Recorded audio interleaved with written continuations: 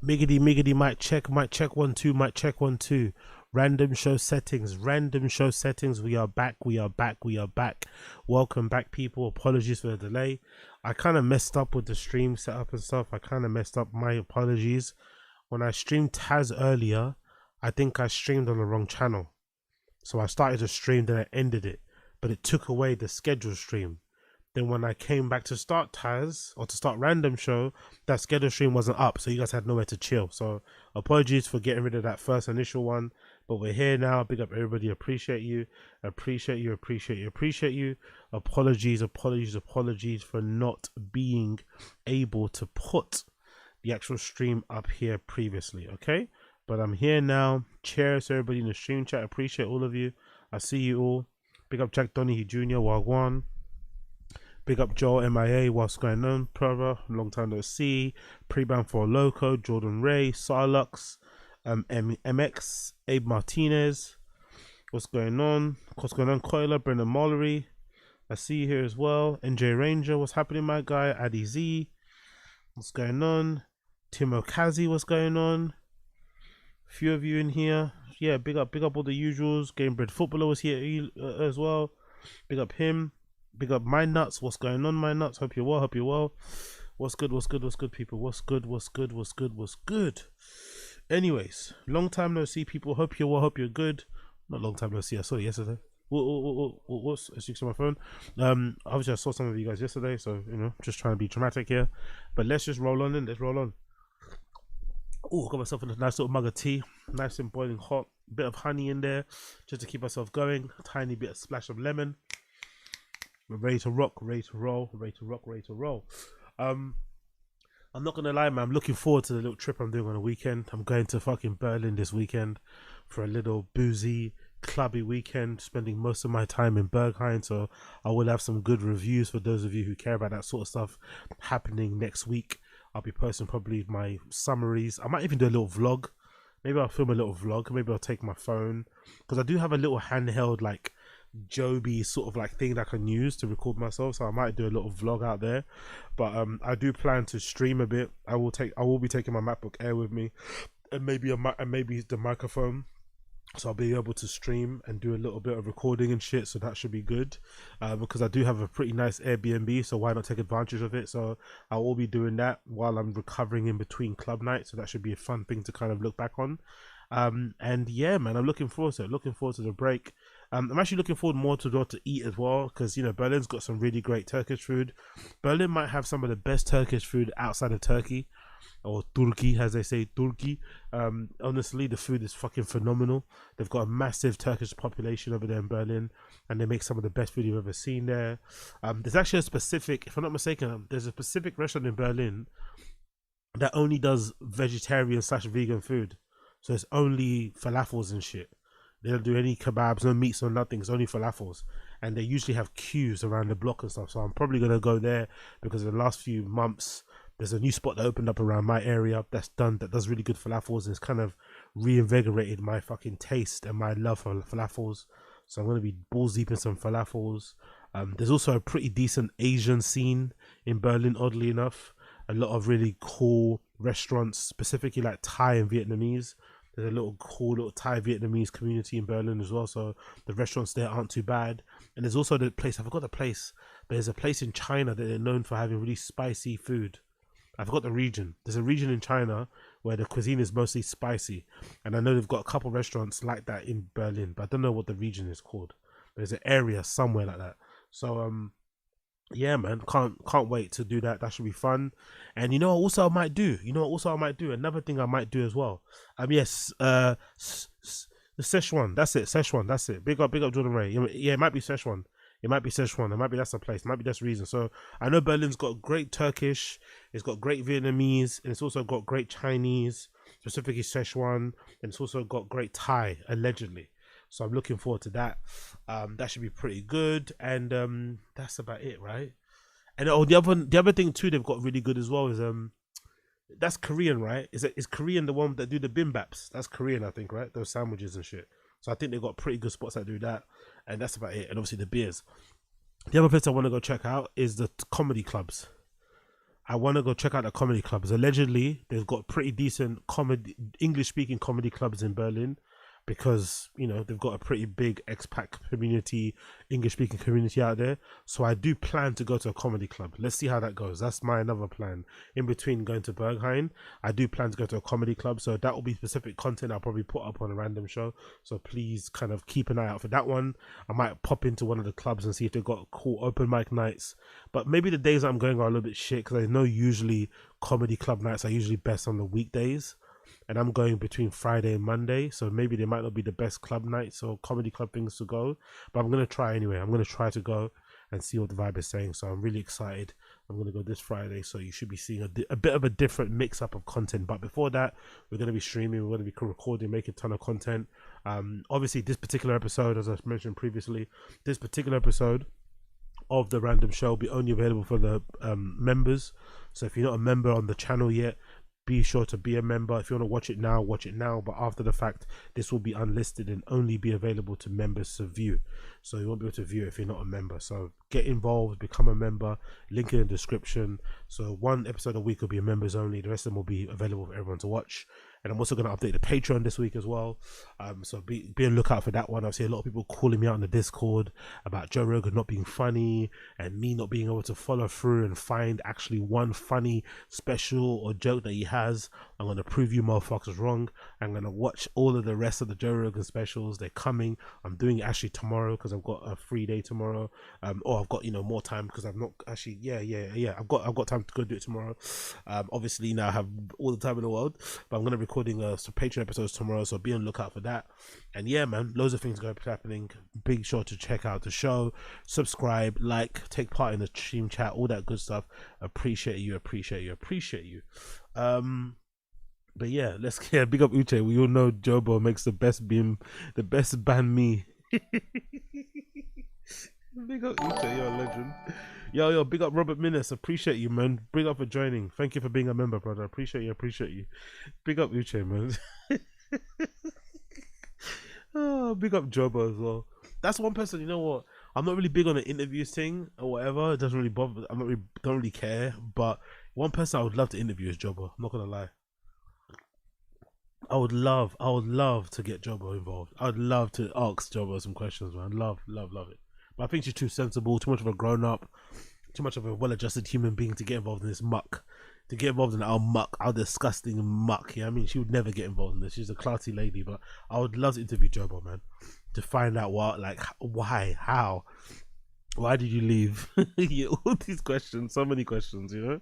Go back to some streams and wonder, like, what are you thinking? What we were thinking on that boat that time. Like, when he asked you to have a taste of the condom fish, what were you thinking, you know? I'd love to fucking ask Jobo some of those questions. But yeah, big up Robert Minnis for joining, being a part of Zinger Nation, being a part of the Random Show. Appreciate you. I big up everybody tuning in. Appreciate you also. You don't have to join if you don't want to. Just take part in the community, take part in the stream chat. It's all well and good. Like the stream, share the stream, all that good stuff. Take part in the Discord. It's all good. Let's continue. Let's not waste any more time. I'm waffling. So let's get into the first thing. The first thing I wanted to talk about was this. Big up Joe Quad.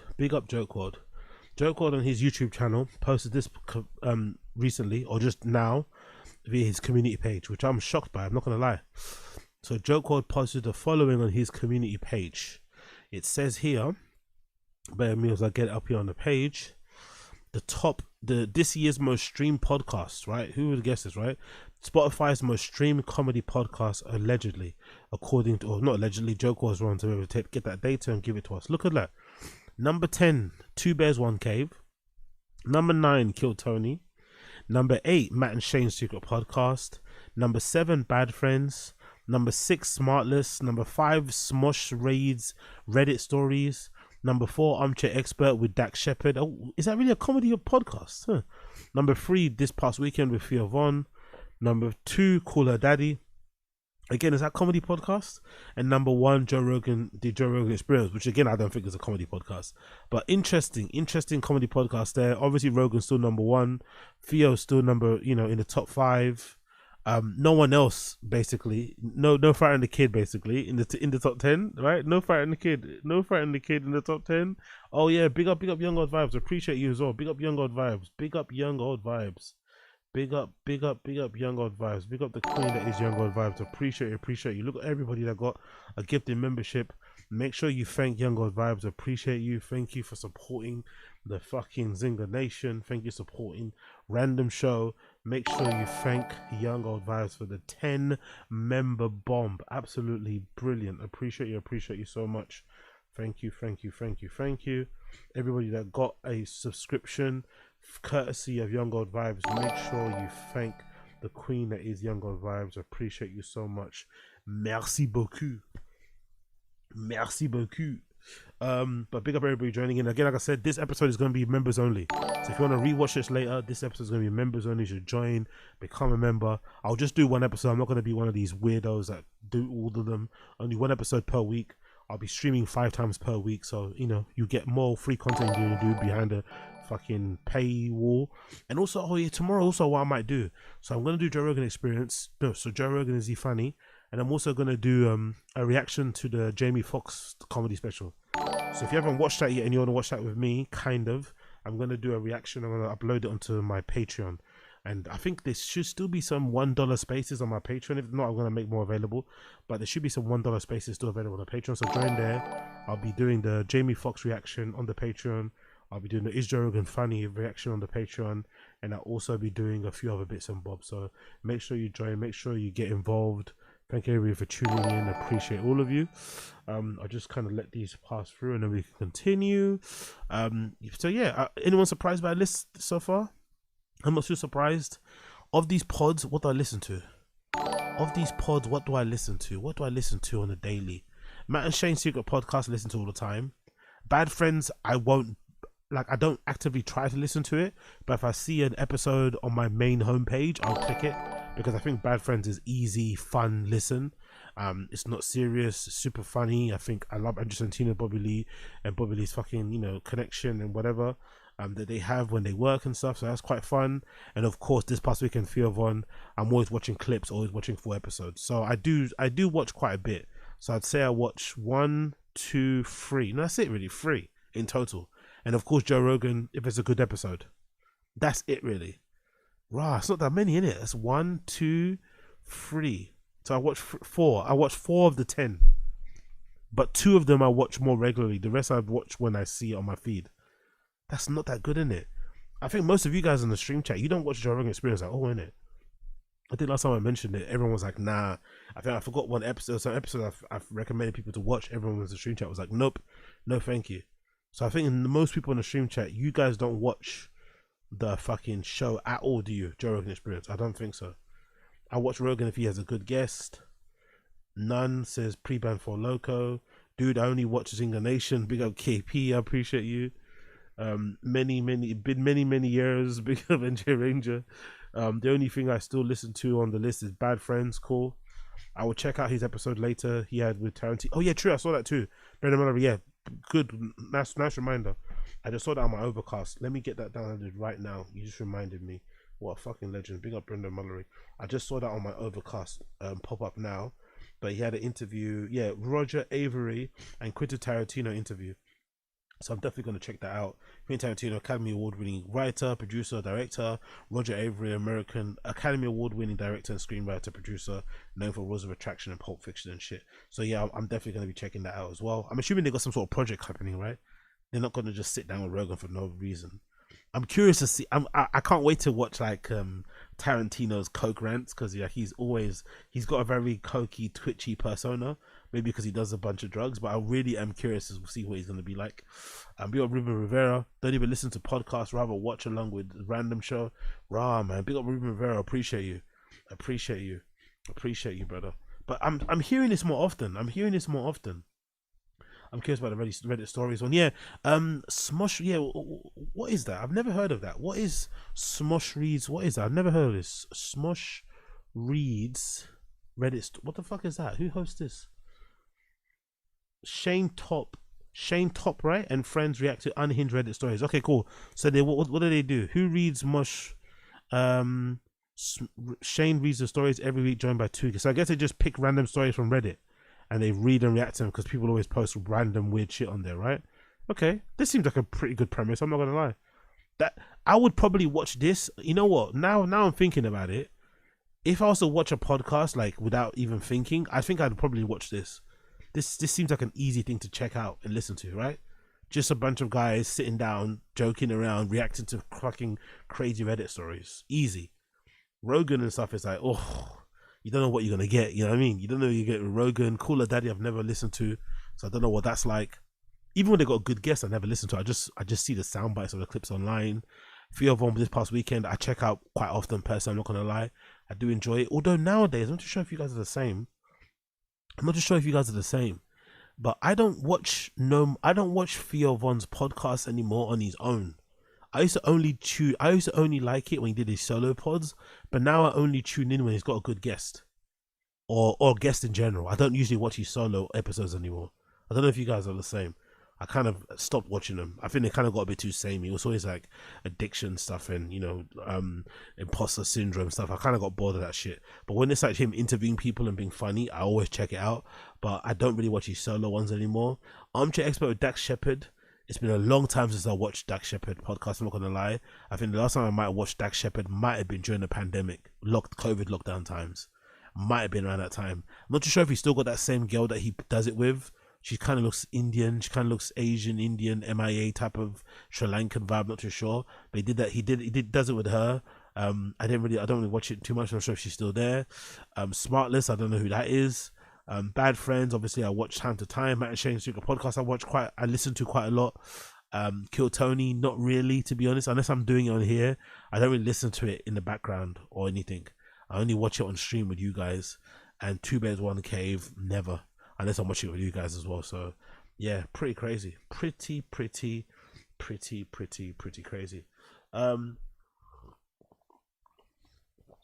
Let's continue. What else we got here? Oh yeah, let's do it. Joe Cole's got a new video.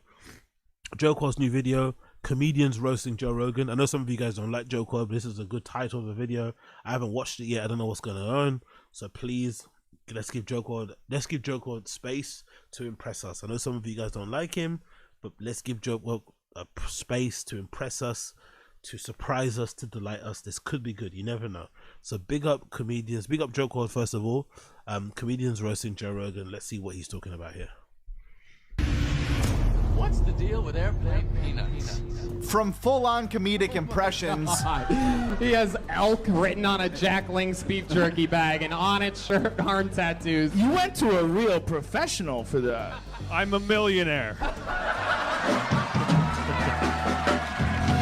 To fellow comics roast. I don't think Joe took that well, you know. I don't think he took that one well. Joe Rogan on podcasts. Actors, man, they're always smaller than you think. Tiny. I think Tom Cruise is what, 5'8"? Is he? Yeah, Rogan. In heels. Yeah.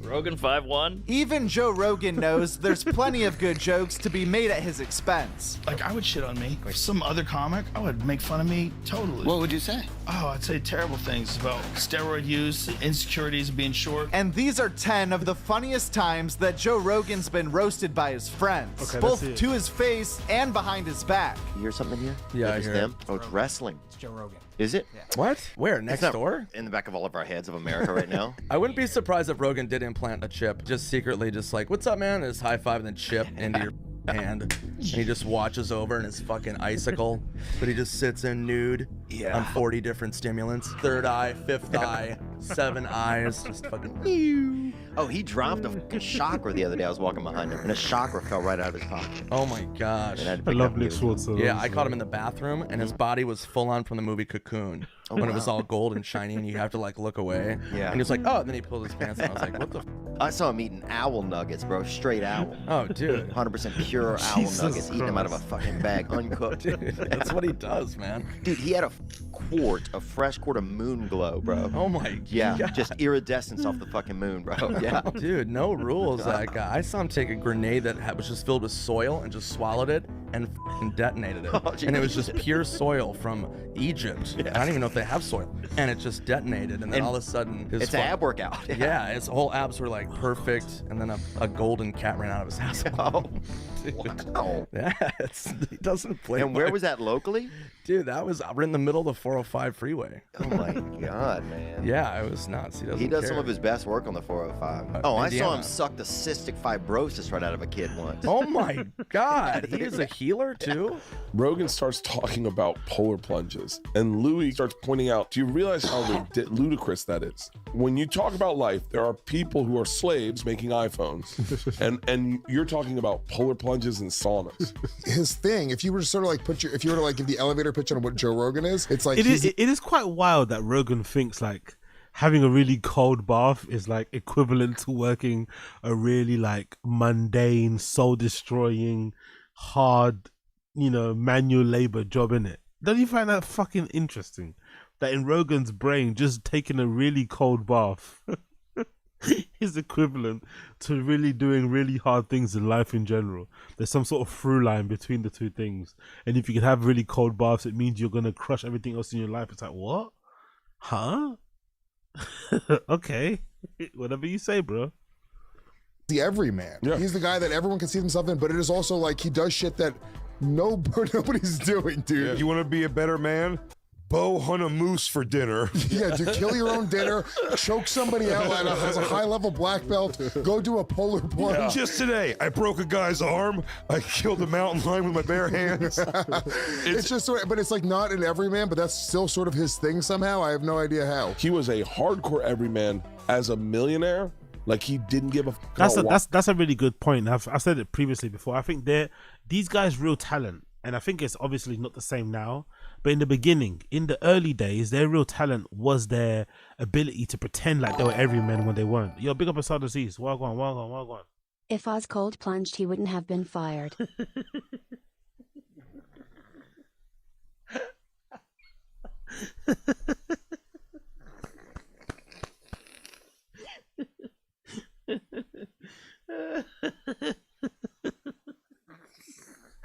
I don't know. That's actually a good point. I wonder if I actually did cold punch. If I actually did cold punch, would they have let me go? Would I have been able to retain some of that accounting, taxes, mathematics, processes, government procedures, red tape, all this malak? Would I be able to process some of that? I don't know. Maybe. You never know. You never fucking know. Maybe in my next job, that's what I got to do. I got to take more cold plunges. Big up Asad Aziz. watches, never flew private, thought it was a waste of money. That's like the Joe I knew. And then $375 million later, it's like... I think I'll fly private. But that's the thing, though. That's the thing I'm wondering. How did he do that? That was very clever how he did it. He was still a multi-millionaire because I think I remember hearing on other pods that before, or he even said it, before he signed with Spotify, Joe was allegedly clearing 30 to 50K. No, 30 to 50 million per year on his pod without Spotify. So when he got Spotify, he basically got whatever he'd make per year, he got it in a lump sum, right?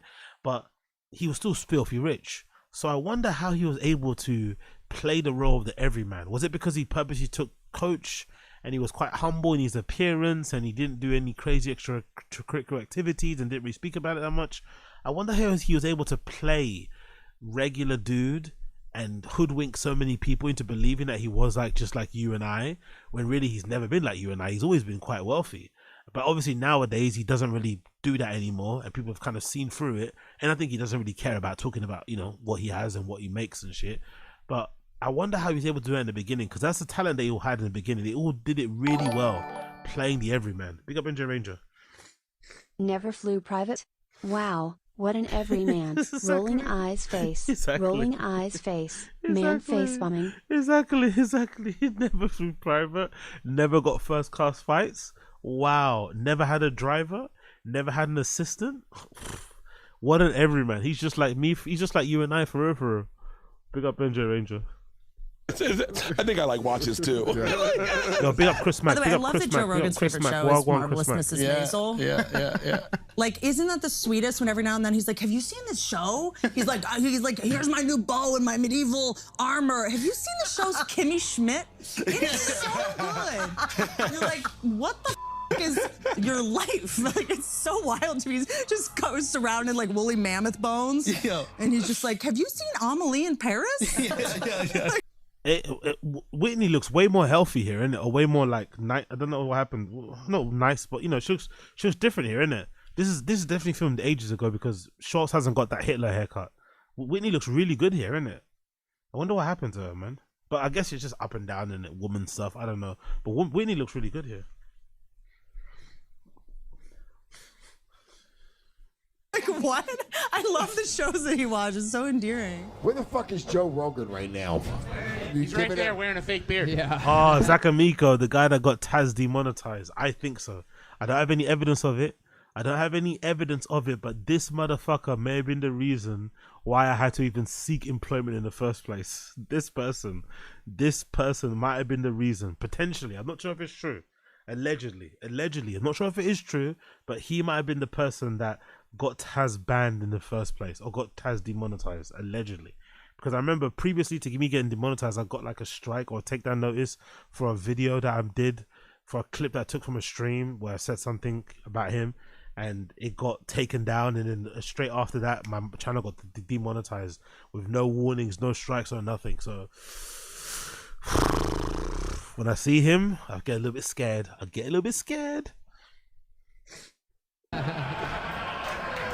I thought Joe was out here giving $100 bills to everyone in the streets in Austin.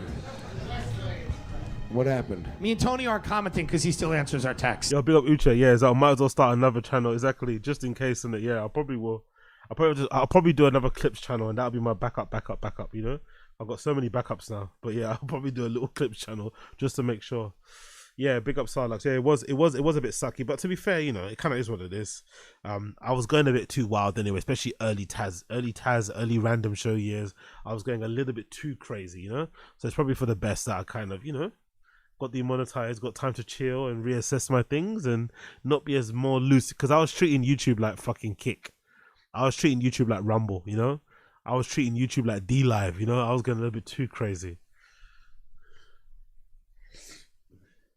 Yeah. Me, by the way, we found out tonight. Me and Lewis both found out tonight we don't have his actual right number We have anymore. his old number, so that's why he's great. I knew that when you was saying it at my house. I knew you didn't have his right number, but By I the wasn't way, gonna. I can't. it was give so it to you. funny, but us. Big up King Bayu. You don't want to see a flipping black man shine, man. You don't want to see a minority pull himself out the depths of working class poverty. Yes, those streams were lit, but god damn, they cost me, man. Those lit streams cost me. the way my account is set up, you know, that Kevin Hart joke. But by the way, we found out at the very first number. Like the person who had his right number, we go, I don't even want to know his number. Well, I knew because if I had the wrong number, we go, what's the Lewis first said number? like Wrong. he's not texting me back, and I was like, oh, Lewis probably has his right number. Then he goes, he's not texting Jay back. I was like, oh, they have the wrong number. I was like, yeah. We do have the wrong number for sure. Yeah. Lewis is texting Rogan. He's like, dude, do you need any help with the advertising on your show? Rogan's like, no, fuck this. I want you to go on Joe's show again. So literally after everything you say, Joe can go, I don't think so, Mom. That was the whole episode. Lewis is like, hi, how are you? Joe's like, no good, Mom. No good, Mom. Honestly, I loved it so much when Joe was like not fan of Luis J. Gomez. And mostly the reason why I reckon he didn't like Luis J. Gomez because of how hard he used to go at Brendan. When Luis J. Gomez used to go super hard at Brendan, it was no coincidence that he never appeared on Rogan. As soon as he started to soften on Brendan, he invited him to fucking Skankfest. He started sucking him off, walking back some of his insults. Suddenly, he's back on Rogan again. Call that a coincidence? I don't believe in coincidences. First episode with him, I always talk right, about it. I go 18 times on my first time I ever did a show when it was just me and him. I said something that was just like stupid funny, and he goes, what do you mean by that? I go, oh my god, yeah, big up Uche, AZ yelling again like Myron after his channel gets demonetized too. That'll be fucking hilarious, man. I'll start coming on here, start crying, start talking about what's you call it, an AZ, what's that? AZ After Hours Club, right? I start talking about you guys buying me coffees and shit. Get me a coffee. Join the AZ Club, AZ Mug Club. Rant, exactly, calling us brokers, exactly. Yeah. Ranting and raving. I'll start inviting fucking call girls on here and shit. Oh, that'd be someone used to do that. I know Myron and Fresh and Fit have got that cornered, but someone used to do a UK version of Fresh and Fit where they invite like, because some of our call girls, some of the girls that work in strip clubs in the UK, they are very dicey. They are very rough looking. It's not as glamorous as the things that you have in the US. All these IG baddies and stuff, and these like Latina, Hispanic girls and Caribbean. No. In the UK, it's just straight fucking Brendas and, you know, Laura's and Miley. Ugh, it's rough. It's rough. Someone should do a Fresh and Fit with some UK bees, and you would see some roughness, mate. Just the teeth alone will scare some of you people. Someone should do that, like a Fresh and Fit but a UK version, and have all those girls around the table. The fights will be legendary. Someone might get stabbed. The UK version, someone will definitely get stabbed. The UK girls do not play. Get some UK call girls. Oof, it's gonna go off. Just joking. Yeah. And he'd go, oh, okay, and I go, I think I'm doing bad. I'm sorry, Joe, for making jokes on your show. I'm so sorry. I'm sorry, I think I'm doing bad. I didn't mean to hurt your feelings by making jokes on your show. When Joe is doing the podcast with Lewis, he's just for 3 hours staring at the worst version of himself. Joe's What like, if so you're news like, radio never happened? Yeah, Joe's like, so you're like me, man, but you don't have any money. That's fucking weird, man. That's fucking weird, man. Hey, I've done it 8 times. Not gonna lie, that's kind of mean. That's not gonna lie, that's kind of mean. Because you'd imagine Lucio Gomez kind of does like frame his world or his life around Rogan. He probably thinks, Lucio Gomez probably does think he's like the East Coast Rogan, isn't it? With the network and helping comedians and the shows and the this. He probably does look at himself as like a West Coast Rogan, as like an East Coast Rogan. But they're like, they couldn't be more dissimilar if he tried, you know? Jesus Christ. If I'm not on again, what are you going to do? When you leave New York, Yes. do you ever think of buying a place eventually down the line outside of the country? Where would I do it? Yeah, because I know you feel like a guy that's, you almost go, you go out. Kabul. Interesting. Yeah. Kabul. Yeah. Kabul, mom. I need a comedy scene, mom. Well, here's the thing with Kabul, okay? There's a lot of religious people there, mom. They want to have a comedy club, and it's gonna be Kill Tony, mom. And then you'll go on, and then Andrew Schultz, mom, is fucking a beast. He's a savage, mom. And we'll call it the Kabul Comedy Connection, mom. It's fucking crazy, mom. Kabul Comedy Connection. Hey, Joe Rogan look like a strong-ass Howie Mandel, nigga. That's good. That's good. Strong ass. That's good. I'm not gonna lie. That's a good joke. Strong ass Harry Mandel. That's Joe good looks joke. like Kermit the Frogs are gay. Joe look like your elementary school teacher when you see him in public, nigga.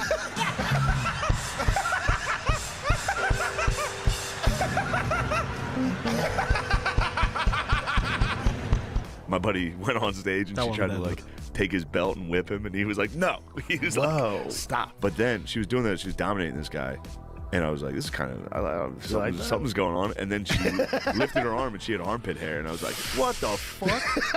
It just ruined it, dude. Immediately, I was into it. I was all in. That's hilarious. Armpit hair got me. That's hilarious. Armpit hair doesn't bother me at all. No. Doesn't bother me. Dicks either. So No. wait, you like jack ladies with armpit hair? Yeah, a little bit of You're armpit getting hair. close, dude. You're so close. You're so close. That's as close as I get. Oh my god. Yeah, I like a good buzz cut. I like them bald. Yeah, I like a bald lady. She can wear a wig. Yeah, she can wear You be a different hairstyle every night. khakis. So look at this chunk of ice. See that shit? I usually do this right after. I'm not gonna lie, bro. I'm not gonna lie. Maybe I'm different. Can people tell me in stream chat if you're different as well? Have you ever willingly shown a video to your friends of yourself and made them sit through and watch it with you? I've never done that. It's weird enough showing them memes, but I've never shown them oh look, this is me practicing the piano.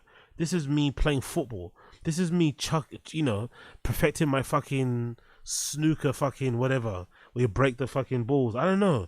Do you know how weird that is as a grown man to be like showing another man a video of yourself like this? It's so bizarre. Like, just say, oh yeah, did you see that video I put on my Instagram, the one where I was in the ice bath, yeah, and then talk about it. But to sit there and make them fucking just watch it, like, it's so fucking weird. Like, it's so weird that he makes his friends do this. It's only because he's obviously super rich and he's Rogan that they sit through this. But if Rogan wasn't Rogan, they'd be killing him. Like, why are you making me sit through watching these videos of yourself in an ice bath? Like, huh?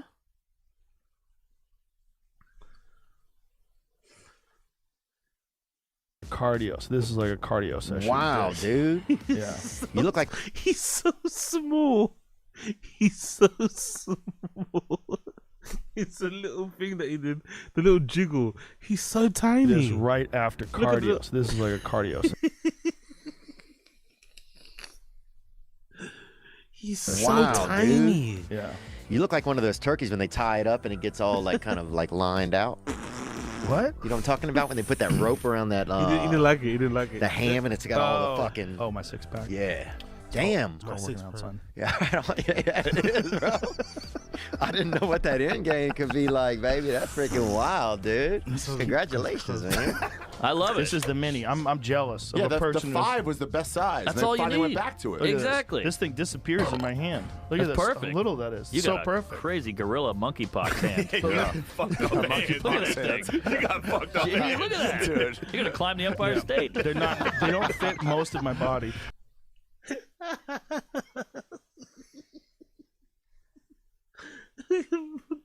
Monkeypox. You're gonna claim that. Honestly, Mark Norman's the best, man. You're gonna climb the. Oh, honestly, I love fucking Mark Norman. I like him so much. I think I didn't get enough food when I was small. Yeah, you got fucked up proportions, dude. Can you wear You're an this? action figure.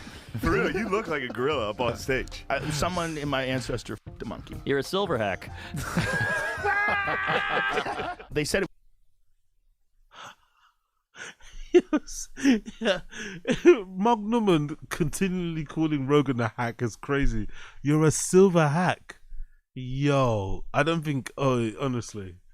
I think he's gonna start hurting his feelings soon. Soon, Rogan's gonna not like this stuff that Mark Norman says. It was a fertilizer bomb. They parked this truck at the base of the building and blew it up. But if you look at the building's blown outward. Whoa. Like it's blown out. Now, I'm obviously not a fucking bomb expert, but I talked to one. You should see your act.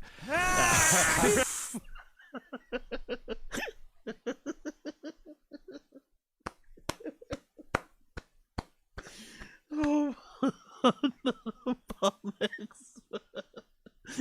You should see your act. Yo, Mark Norman, man. Mark Norman, you are a fucking legend. This is like kickboxing in the 1980s. I read this guy's book. I started running stairs because of this. You read a kickboxer's book? Oh, yeah. You dumb as fuck. I'm dumb as fuck. I did sit-ups and then I kicked that guy in the fucking head. That would be a dumb fat dude's interpretation of what a world-class combat sport athlete would tell you what to do. Look at Eagle. Okay, I got it. That hurt. I got a. Imagine that sentence though. I read a kickboxer's book. A kid. Of course, Rogan read fucking Badr Hari's book. Of course, Rogan read Badr Hari's book. Of course, he did. That's a nasty thing to say, dude. That's true. What a disgusting thing you just said. When's the last time you read Steinbeck? You're reading I was in high GSP's school. book. You're reading fucking retard camouflage books. I haven't read these books since I was like 21. You're but forced from the to. time I was 15, no, I did it because I was trying to. The same reason why I got this stupid tattoo on my right arm of Miyamoto Musashi. I read books on how to fight. Man, if this didn't work out, you would have been the dumbest motherfucker. Most annoying guy at the factory. But it worked out. This is Miyamoto. Boy, did it work. I got lucky. If you're not already, be sure to subscribe to Joke World right now if you want. Anyway, big up Joke World. That was pretty decent. Big up Joke World. Appreciate Joke World. Big up Joke World. Give Joke World some love. give Joe God some love. I know some of you guys don't like him, but big Joe God some love. Decent stuff that he does. Let's skip ahead. So, what do you guys think about this? Forbes put out this article breaking down some of Jay-Z's PR strategies in his statements denying the allegations against him. Now, I personally don't mind the really aggressive media first approach that Jay-Z is using to kind of clear his name of the allegation that he may have R-worded a 16 or 13-year-old in 2000 along with Diddy. But I do find it kind of gross and unfortunate when he has to use his daughter, Blue Ivy, to run some of that cover. So this is Blue Ivy, Beyonce and Jay-Z at the red carpet screening of Mufasa, some Disney movie. I'm sure it's an animation where I think Blue Ivy plays one of the characters, as does Beyonce. And obviously this comes a day after the accusations, or the allegations that he R-worded that 13-year-old. So it all kind of seems a little bit orchestrated and whatever, intentional to kind of use this family affair thing as a way to paint him out to be a good guy. It's just a bit gross, isn't it? I'm sure it's not. I'm sure it's just a coincidence because this was obviously planned months and years ahead. But the fact that he went there and he's very, front facing and everything, and he's kind of made it all about himself. He's kind of taken away the moment from Blue Ivy and Beyonce, the special kind of thing that they're doing. Is a bit gross, but I also understand he's fighting for his life and his reputation. He doesn't want there to be any doubt in anyone's mind that he didn't do the thing that he's been accused of. So I guess you have to use every tool in your arsenal. But yeah, it's a bit mad, man. It shows you the kind of the dark side of celebrity world where you kind of have to use your daughter's, big Hollywood debut as a way to kind of also defend yourself. It's kind of gross, but it probably is to be expected.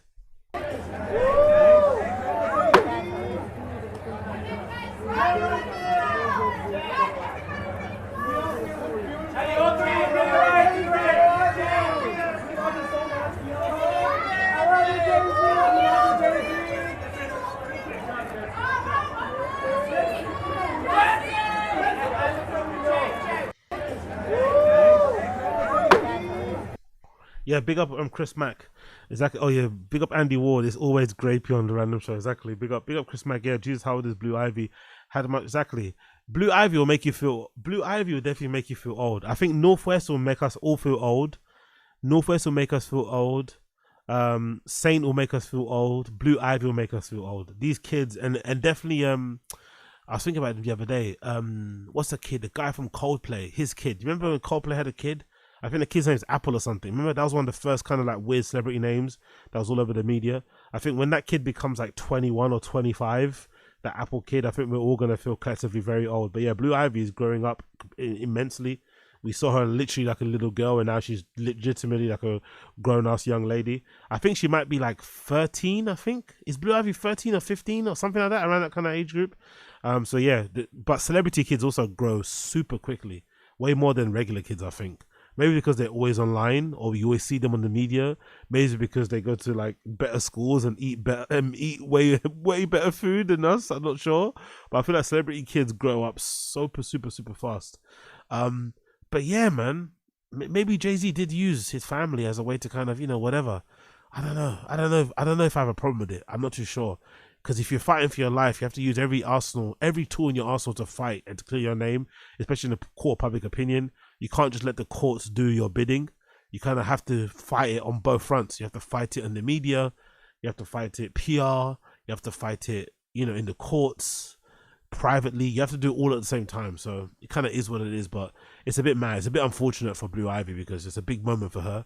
But unfortunately, Daddy needs to also clear his name, and Daddy kind of pays the bill, so you kind of have to kind of have to let him do what he has to do. But this is some of the article. It says here, the PR strategy from Jay-Z: bold, fiery, and calculated. Jay-Z didn't hold back. Forget the typical lawyer approved statement. This response was bold, unfiltered, counterpunch meant to discredit the lawsuit, take aim at Busby, and flip the narrative. Here's a breakdown of the key moves. No nonsense denial. Jay-Z didn't mince his words. He set the tone with a direct, uncompromising language, calling the allegations absurd and labeling the lawsuit as a blackmail attempt. This wasn't a passive denial, it was a flat-out rejection meant to show confidence and make the accusations seem baseless. While defending himself was part of the plan, the objective was likely to go on the offensive and frame the lawsuit as a calculated attack on his character. 2. Attack the enemy. Jay-Z went straight for Tony Busby, taking direct aim at his ego. He targeted Busby's profession, dismissing him as an ambulance chaser. He even questioned his military service as a jab, reminiscent of A Few Good Men. You claim to be a Marine. Marines are known for their valor. You have neither honor nor dignity. For the final touch, he mocked Busby's wardrobe, describing him as dressed in costume and a cheap suit. Hilarious. Jabs are more than an attempt to discredit Busby. They're a calculated effort to get under his skin. It's also a public clash of two larger-than-life egos. Jay-Z determined not to let his media-savvy lawyer outmaneuver him. Number 3, he challenged the accusers. Jay-Z doesn't flat out say the accuser is lying, but he tries to poke holes in the credibility of the Busby's motives. When he says whomever would commit such a crime against a minor should be locked away, would you not agree? He's hyping the drama without mentioning the fact that this isn't even a criminal case. And the ads, my heart and support go out to the true victims of the world, which is just the practical accuser doesn't make the cut. Humanizing himself, Jay-Z leaned on the classic PR tactic by bringing up his family in the conversation. He mentioned his wife, his Beyonce, and their children, Blue Ivy, Rumi, and Sir, likely hoping her star power would add a provocative layer. However, this move didn't land perfectly. Social media users were quick to point out the irony, referencing Lemonade, Beyonce's album that famously addressed Jay-Z and admitted infidelity and put their private struggles on public display. Playing the victim, Jay-Z positioned himself as a real victim of the movie statement in an attempt to separate himself from the typical celebrity stereotype by emphasizing roots. He describes himself as a young man who made it out of the projects in Brooklyn. The line, only our network of conspiracy theories and fake psychics will believe the idiotic claims you have levied against me. Will it pay off?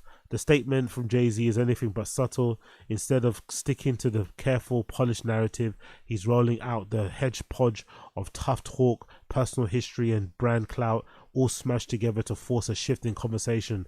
There's no tidy message here, just a jumble of strategies to see what gains traction. In the end, he decided his only option was to come out swinging, putting every ounce of Jay-Z's brand behind his message. It's a mixed bag, kitchen sink approach, and one thing is clear: Jay-Z is not admitting anything, and he's ready to fight. I wonder, man, if this approach is going to work, and I wonder, would this approach have worked for someone like a Brian Callen?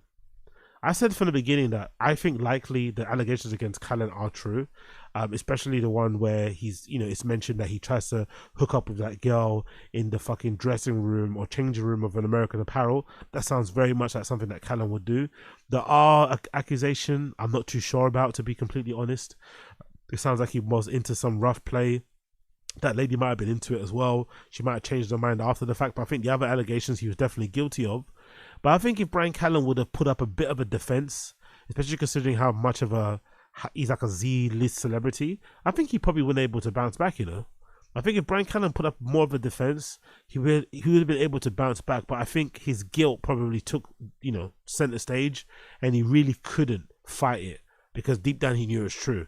Because if he tried to actually fight it and defend himself publicly, it would probably make more people come out. I wonder that was part of why he was so nervous about defending himself. He didn't really defend himself publicly enough. Like, Brendan's out here saying, "Oh, I know the truth behind it." It's like, bro, that's not helping him. He still has to perform all these shitty comedy gigs around the country, keep the lights on, according to him.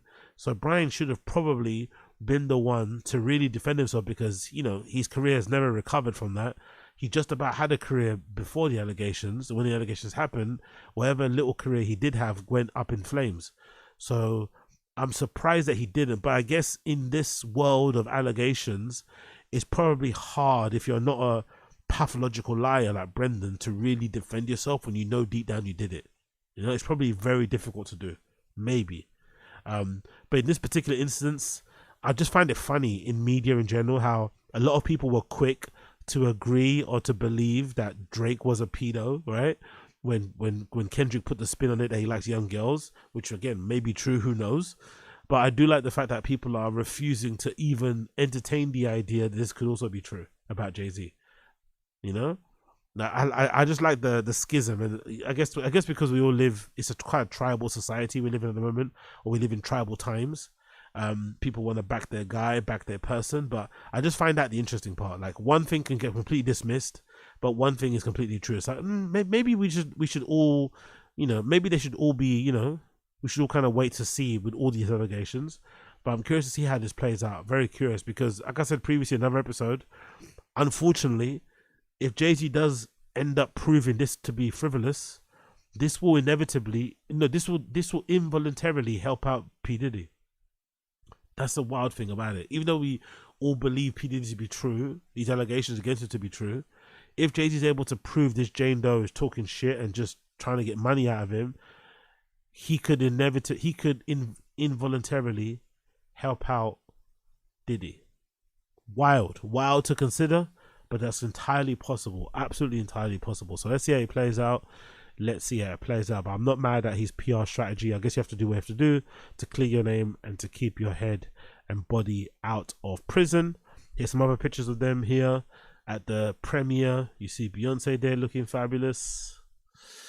You see a picture there of Blue Ivy growing up, looking like a young lady there, doing her thing, acting, voiceover, singing. Like, she's already paid in it. Her fucking savings account or trust fund account, wherever it is, already must be fucking in the high millions already.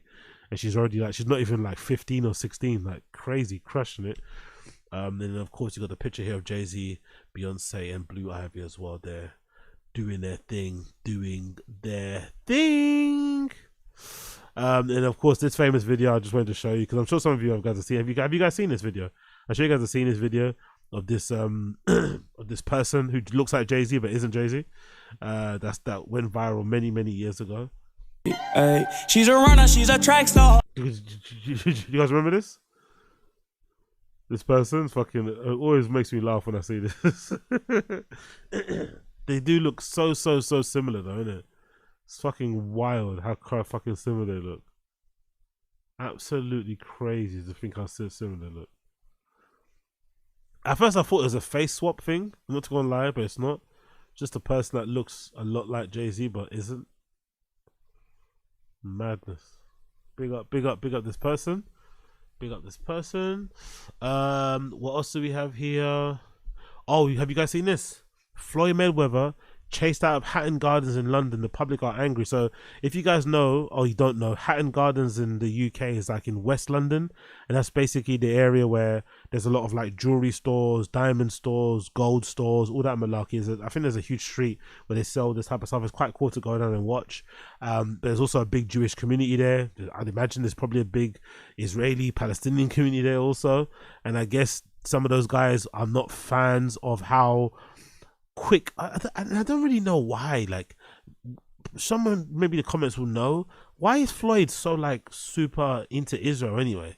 I never knew that was part of his thing, but since the war in Gaza and shit, he's been doing a lot of like pro-Israel Zionism type stuffs, and I wonder why he's like super in deep. Maybe it's because of his Jewish representation in terms of money or whatever, but he seems to be very much in touch with his Israeli roots, ancestry, I don't know, whatever it may be. So I guess people in London weren't fans of it, and they decided to chase him out of some jewelry store in Hatton Gardens in London. So he's currently here actually. So yeah, the reaction wasn't the best. So let's see what I'll go on here.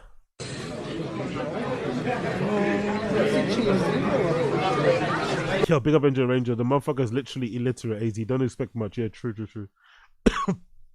We've been asking our government the same thing, AZ. Okay, cool. I don't know. I've always wondered, like, what's his connection with Israel? Like, he usually tends to date like Hispanic women, doesn't he? He likes Latinas for the most part, from what I can remember. I think he likes to date like Latina, Hispanic ladies.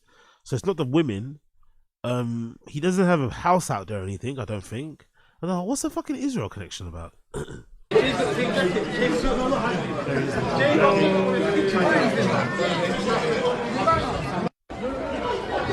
There's him outside, getting back in his car.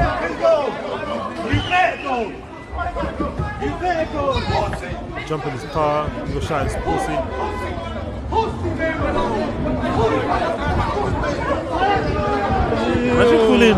Mayweather man pussy. doing that, man? Oh, man. Oh, man. Chased him out. Chased him out of Hatton Gardens. Crazy. Chased him out of Hatton Gardens. Allegedly he got slapped in the back of the head or something. Allegedly he got slapped in the back of the head. There's another video too. Allegedly he got slapped, but I don't see the slap. Someone said he got slapped. I don't know if that's true. Here's another video. Another angle. Let's see this one.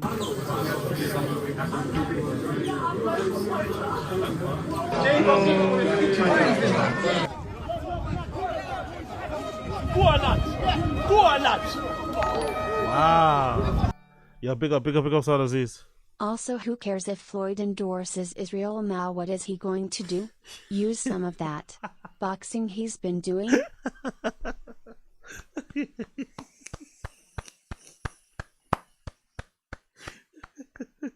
up Saad Aziz. Brilliant. You saw that boxing he's been doing. Big up Saad Aziz. You're a fucking legend. Big up Saad Aziz.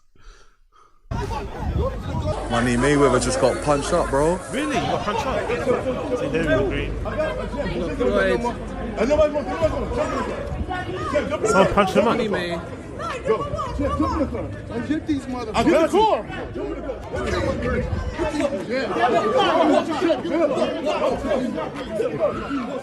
Wow, they're trying to beat him up.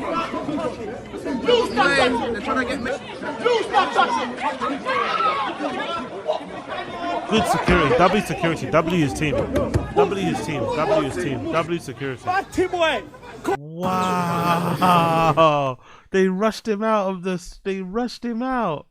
They rushed him out. That's crazy. So yeah, there's a big pro-Palestinian community here in the UK. Most of it, I think. There's not a lot of people that are super pro-Israel, to be fair. A lot of people are super pro-Palestinian. So someone like Floyd is always going to get a bad reception here in London, especially in London. People are always going to rag. And they're very, people here are very politically active. I think in most, Western cities who are probably pro-Palestinian, there's always rallies going on here in London every weekend for the most part. I think I've seen every other weekend there's always some sort of rally, some sort of vigil. Yeah, man, there's a lot of people here who are very passionate about this sort of stuff. But to be honest, I don't really like this sort of thing. You know what I mean? As much of a wally as he might be, as much as the stances that he has and the support for Israel that he has is a bit cringy and a little bit embarrassing, I still think, this type of violence and hitting him and whatever, I think it's not necessary personally. And also what is yeah, he might be pro-Zionist, he might be a Zionist, he might be pro-Israeli. So what? I mean, what is he actually, how is he actually negatively affecting things? Not, you know what I mean? Maybe his reputation is suffering because of it, I don't know. But he's not really personally hurting the people of Gaza. You know what I mean? The people of Gaza who are being hurt because of what's currently going on there are mostly the people, in the government, the people that are fighting in the IDF. Those are the ones who are really causing those people pain. But I don't think you should be, levying all the abuse that you'd want to throw at people like Netanyahu and the IDF at someone like Floyd. He shouldn't be getting that same sort of, you know what I mean? He shouldn't be getting treated or getting that much anger as the people who are actually inflicting the pain. I think it's a bit unfair, personally. And also, it's Floyd Mayweather, man. Like, come on. Like, as someone said, he's literally illiterate. It's like, come on, like, really? But it's wild to see him getting chased out of. It's wild to see him getting chased out of the ends like this. Absolutely insane. Fucking hell. But big up his security team, though. He does have a lot of hangers on, it looks like. But big up the security team and his assistant, whoever they are, handlers, for literally pushing him into the car, because Floyd's ready to scrap. He don't think he's scared. He's definitely going to scrap. So big up his team for literally pushing him and picking him up and putting him in a car. That was a really good move. Big up his handlers, W handlers, like, not waste of time. They're not just there, having the fucking free booze and taking advantage of the money. They're actually helping him because he's the talent. He's the prize. He's the actual breadwinner of them all. He's probably paying for everyone's mortgage, putting people through private school, paying for everyone's flights and accommodation. They've done a good job to force him into the car, because that could have got really dark very quickly. So big up his team. Big up his team. Big up his team. But yeah, Floyd got chased out of London. Crazy, crazy fucking scenes. Crazy fucking scenes, bro. Man got chased. And big up the guy that's recording, just flashing his watch, flashing his Rolex. Big up the person recording, just flashing his Rolex mid-recording. You fucking love it. Just to remind you all niggas, Floyd isn't the only person with money here, you know? Big up my London guys, big up my London dons, just flashing his Rolex. Blue face. Don't play with me. Next we got this clip, big up Fear Buck. Look at this clip of this girl getting her phone jacked while live streaming. It feels like this video is filmed in a country that isn't the US, but Jesus, man, this phone jacking thing is crazy. This fucking thing that's happening all over the world. It feels like this phone jacking thing is kind of went up. And I wonder what's happening. Is the increase in phone jacking because there's more readily available e-bikes, really fast ones? Is the increase in phone jacking because a lot more people now have like better phones? So like most people have like an iPhone 14 plus, you'd imagine, level wise, or maybe really good Androids. What is the uptick in people's jacking phones? I feel like now it's become a new thing. Maybe it's just how the economy is and the unemployment rate. I don't know, but I feel like there's been such a weird increase in phone jackings, even though most phones, if you steal them and you try and use them in the same place, they get bricked anyway. So unless you send them back to other countries, you can't really use them. But let's see the video anyway. Cuando corte. ¿Por qué te ríes, No, porque lo dejo automático. Voy a hacer que me baneen para que eso no pase. No para de laburar, flaco. Era una máquina. ¿Y vos te pensás que en el stream de Maravilla yo no te recomiendo a vos? Bueno, Wow. They smashed the video. They smashed it.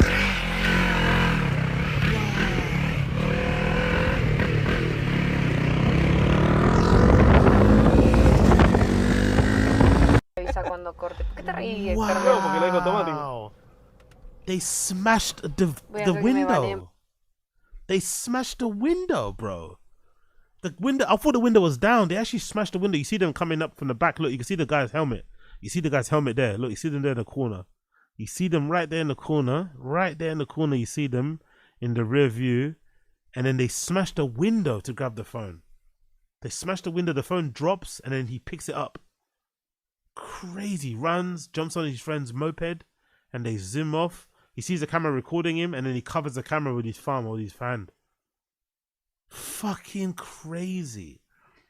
I remember in the past, if you stole a phone, it got bricked. You couldn't use it, right? Especially if you're in the same region, you can't. So if you steal a phone in the UK and you try and use it elsewhere, you just can't use it. It's basically a paperweight. You can't even use it to browse and shit. It's just bricked. So I think people now, what they do, if I'm not mistaken, is that they usually wrap it in foil so it can't receive the network or whatever blocking thing, and then you send it to another country. So yeah, people are saying, "Oh, it's Chile or Chile or Argentina." Okay, cool. But that's what people are saying now. So I guess that's where the money is in. But you have to have contacts, right? Who has these contacts to send phones abroad to other countries to get money? Where are these contacts? But I guess maybe if you're in the underworld, you can figure it out. But I guess that's what makes sense. Because again, you'd imagine most people out there probably, like even myself, I'm not the most like, I don't chase iPhones like I did before in the past. But I think even me, I've got like an iPhone 14. If I get an upgrade, I'll probably get the 16. So most people you'd imagine most people in their pocket probably have like a smartphone that's like at least retail price is like £500 plus. So if you stole one, you could probably get $100, $200. If you steal 5 in a day, you know what I mean? The money starts to add up. But yeah, I feel like there's way more of these things happening. More and more and more these days, man. It's pretty insane. Crazy, bro. They literally smashed the window. The window wasn't even down. I thought the window was down. The window wasn't even down. Like, the window was up. And are they in traffic as well? I think they might be in traffic too. They're literally in traffic. Oh, that's so fucking crazy. That is so fucking crazy. They're literally in traffic as well. Absolutely crazy. And they still get jacked, man. Streamers online and catching L's. Streamers online and catching L's. You gotta love to see it. But yeah, that's never ending. Moving on. Can somebody explain why you get chucked out of a Top Golf for this? Is it because is this illegal to do in a Top Golf? I didn't know this was not loud. Like if you have a good whatever what's that thing called? I don't know what it calls when you hit the fucking ball. If you have a good swing, a good hit, a good whatever, what's it called? What's the move called when you hit the golf club? When you use a golf club to hit the ball. What's it called? I don't know what it's called. Sorry, I'm black. I don't play golf. But if you've got a really good one and it goes over the fence, is that like bad? Is it a drive? If you got a good drive, is that a bad thing? I didn't know you could get chucked out of Top Golf for doing this. Okay. We've warned you a couple of times, but now you gotta go. Out. Give your friends, grab your stuff, go. Stop filming. Okay. Holy shit. We've warned you a couple of times, but now you gotta go. Out. Give your friends, grab your stuff, go. Stop filming. Oh, big up Joe from IA. It's bad if the Top Golf is in the middle of a city and you hit cars and traffic and break windows. Oh, because they're going to be liable too, innit? True, good point. Okay, cool. Yeah, they don't play that. Drive or swing. He's hitting the ball over the net. That's dangerous as fuck, says Asad Aziz. Okay, cool. Talking real tough to a guy with a club in his hand. That's a good point, yeah. Oh, okay, that makes more sense. I see what you guys mean. Because usually these things, in the UK anyway, at least, they're usually in very... Maybe the UK is different, but UK we have these type of Top Golf places, and they're usually in very industrial places. So they're not near to any residential areas. They're usually in the middle of nowhere. So you're unlikely to hit a car or anything. There's not residential, you know what I mean? There's no highways, motorways, streets, residential housing, nothing. It's just like warehouses and shit. So you're unlikely to hit anything. But I guess in some areas, you know, there are those things. And also, it's just not, you know, it's just be mindful of your surroundings. There's no need to be drive, but he fucking wellies this, isn't it? That's a fucking drive or swing and a half, isn't it? Fuck, you know, he absolutely levers this. Okay. We've warned you a couple of times, but now you gotta go. Out. Give your friends, grab your stuff, go. Stop filming. Top Golf Lobson was kind of like, not gonna lie, a bigger coiler. Okay. We've warned you a couple of times, but now you gotta go. Out. Give your friends, grab your stuff. Big up Chris Mack, what's that? Bro, imagine you're driving with your kids in the car and some dickhead rips a golf ball as hard as he can over the net. And yeah, okay, cool. You're gonna be mad, yeah, especially windshield. Yeah, you're gonna be fucking furious. You are gonna be so fucking mad. Okay, that's true. That's true. Big up, just man. You're gonna be with your kids in the car. Yeah, come on, bruh. Like it's bad enough when you're with kids and it starts raining or it's like really hard hailstones and kids start freaking out. Or if you got pets with fireworks and shit, could you imagine how crazy you'd be? Yeah, you're right. Every Top Golf I've seen has been by a highway. He drives is sending the ball over the net. It was a Peach's delight. Yeah, big up Mr. Mace. That was a Peach's delight. Exactly, Mr. Mace. Big up Mr. Mace. Exactly. Perfect use of Peach's delight. That was a Peach's delight. Exactly. That's a Peach's delight of a swing. Big up Tommy. John Daly was casually hitting drives over the highway the other day. Hey Martinez, I love when people tell me to stop filming. Like, are you gonna make me? Whoa. Yeah, I'm bare combative with that sort of shit. I had some guy in a club recently try to tell me that I was recording his girlfriend. Try and tell me to delete the video. I was in a nice mood, so I let him watch the video. I was like, I'm not recording your girlfriend, I'm recording my friend. And then he then said, I'll just delete the video anyway. I was like, what? Like, you know, I'm not gonna do that. Always find that interesting how people can be so entitled and feel so at ease to tell you to delete something on your phone. Like, are you sure? Are you sure? I have to try some of that boxing I've been doing on you. Us Mexicans don't play golf. Probably hitting real balls, also TG balls. Yeah, so big up stream chat. Okay, cool. Big up the stream chat. Brilliant. I didn't know that about the fucking thing. You're right about the residential area hitting cars and stuff. I never thought about that actually. Big up people that let me know about that. I appreciate you. Cool. Moving on. Next thing before we go into all the clips and shit and the TFATK shit.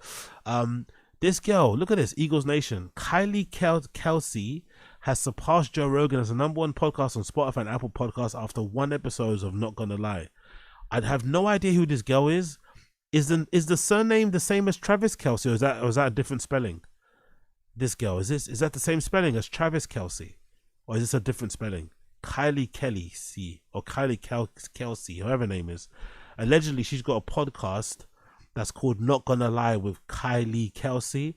That is above Rogan. That's above also Crime Junkie, Ryan Shaw. I don't know who these people are. Pretty crazy, isn't it? Pretty crazy. There's a whole world of podcasts out there that we all don't know about. Allegedly, this lady is way more famous than Rogan, or is way more popular than Rogan. Just for this week anyway, at least. Jesus Christ. Big up her. Big up fucking her. I don't know who she is. I don't know if she's Travis Kelsey's cousin or whatever. I'm not too sure. But big up Kylie Kelsey, regardless. Big up her. Big up her. Last clip. Let's play this one. This is courtesy of KPRC2.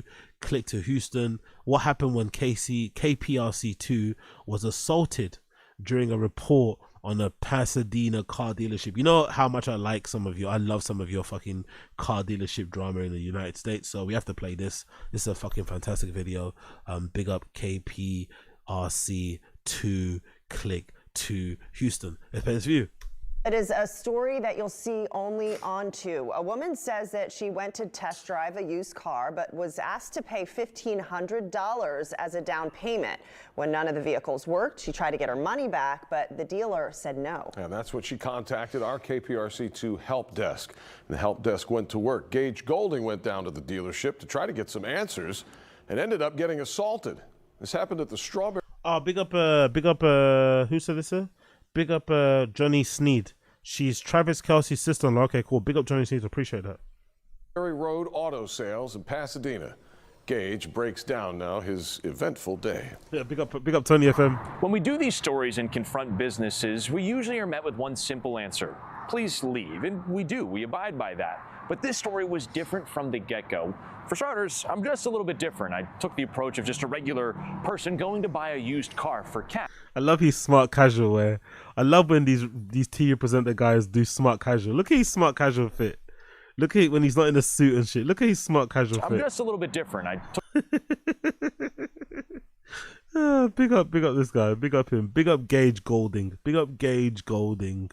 the approach of just a regular Gage person Goulding. going to buy a used car for cash. And that's exactly what our victim did. But she claims she was duped out of $1,500 before she even got to take a test ride. So I wanted to put it to the test. Is that true? In America, do some dealership make you pay for a test drive?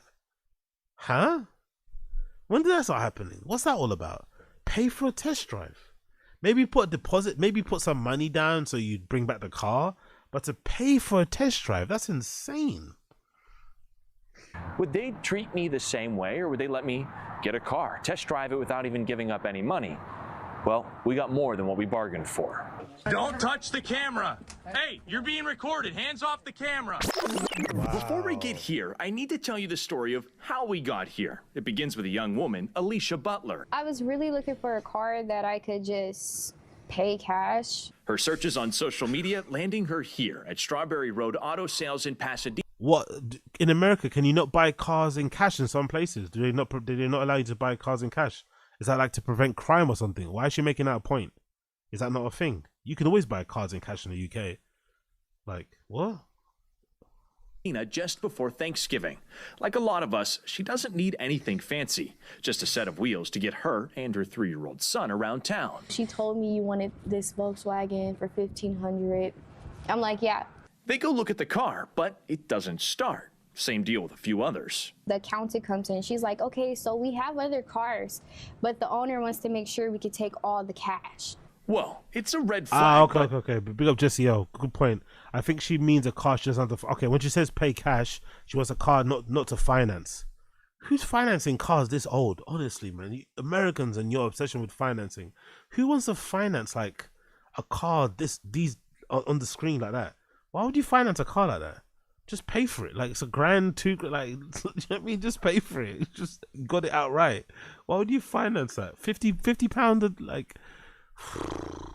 I guess if you don't have the money and you really need a car, you just have to do it, and then you justify it with like, when I make the money back, I'll pay it off later. I guess so.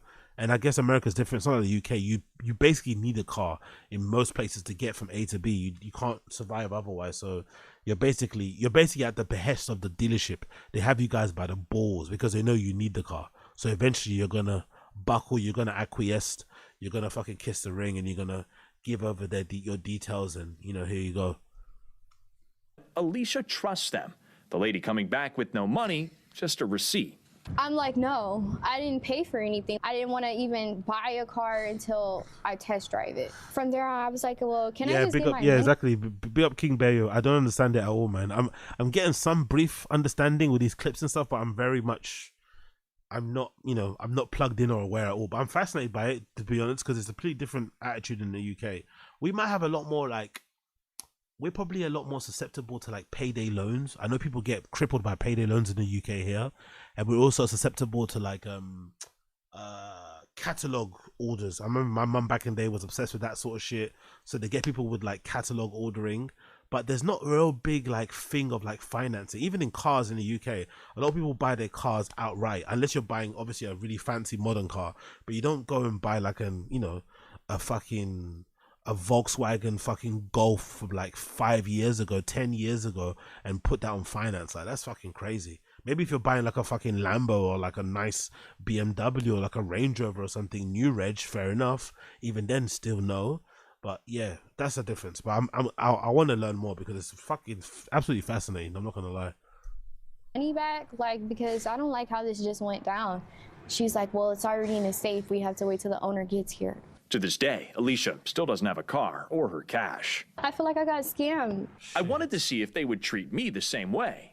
Pleasure to meet you, Kevin. Going undercover, posing as a customer. Just looking for a cash car, man. Wearing a hidden microphone without a camera, Kevin the salesman showing me this Jeep. We hop in and start it up.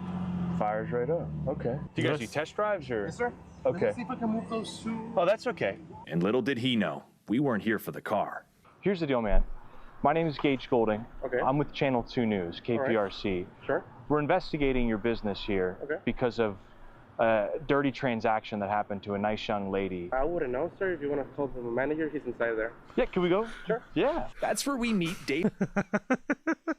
He knew straight away. Like, look, I just work here, bro. I'm just trying to make a salary. I'm just trying to look after my kids. I'm just trying to pay my bills, pay my rent. You know what I mean? Go fishing on the weekend, hang out with my boys, shoot some darts, drink some beers. You go talk to the guy in there, but I'm gonna warn you, he's a fucking crazy guy. Strawberry Road Auto Sales. Let's see how it kicks off now. David Estrada. David, how are you? That's okay. My name's Gage. I'm with KPRC 2 News. Hey, we got a question about a deal that happened with a young lady. Well, can we step outside and talk? Don't grab the camera. Don't touch the camera. Jesus Christ. That's photojournalist Oscar Chavez telling Estrada we're leaving. Meanwhile, the car salesman is grabbing his camera, twisting his arm and throwing elbows. Get your hands off the camera. Estrada smacking my phone through the air, pinning Oscar in our SUV. Throwing elbows. What is wrong with you? Can you look at what you're doing? Look at what your hands all over his So stuff. aggressive. Ow, that ain't yours. So aggressive, bro. Chill the fuck out, brother.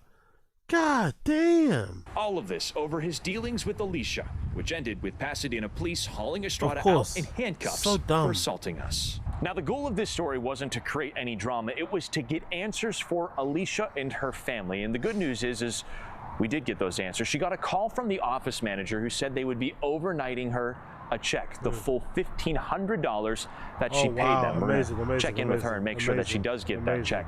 But there's a lesson that you and I can both learn from this when buying a car, whether for cash or financing a vehicle. First and foremost, don't tender any form of payment, cash, check, credit card, even your mom's debit card, until the sale is done and the contracts are signed. Only then should you make any payments. Also, read the reviews, check out the BBB, just see if there's anything out there. Some of them might be swayed, but you can usually get a pretty good idea of what that establishment is like. And finally, always finally, ask somebody that recently bought a car or somebody that you trust. Hey, do you know somebody? Do you know a dealership that could help me find the car I want and is a good, reputable dealership? That's the best way. Word of mouth is one of the best ways to make sure you won't end up in a similar situation. Yo, ain't that common sense, though?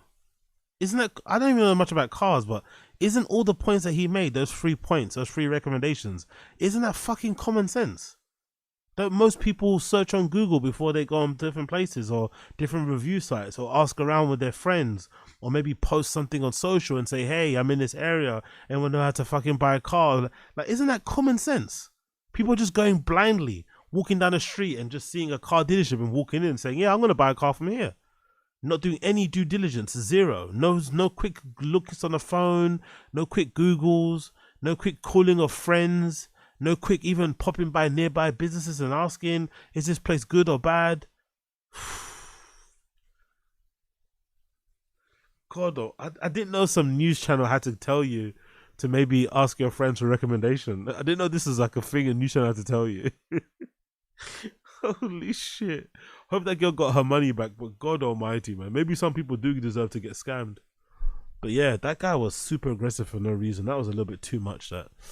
But hey, what do I know?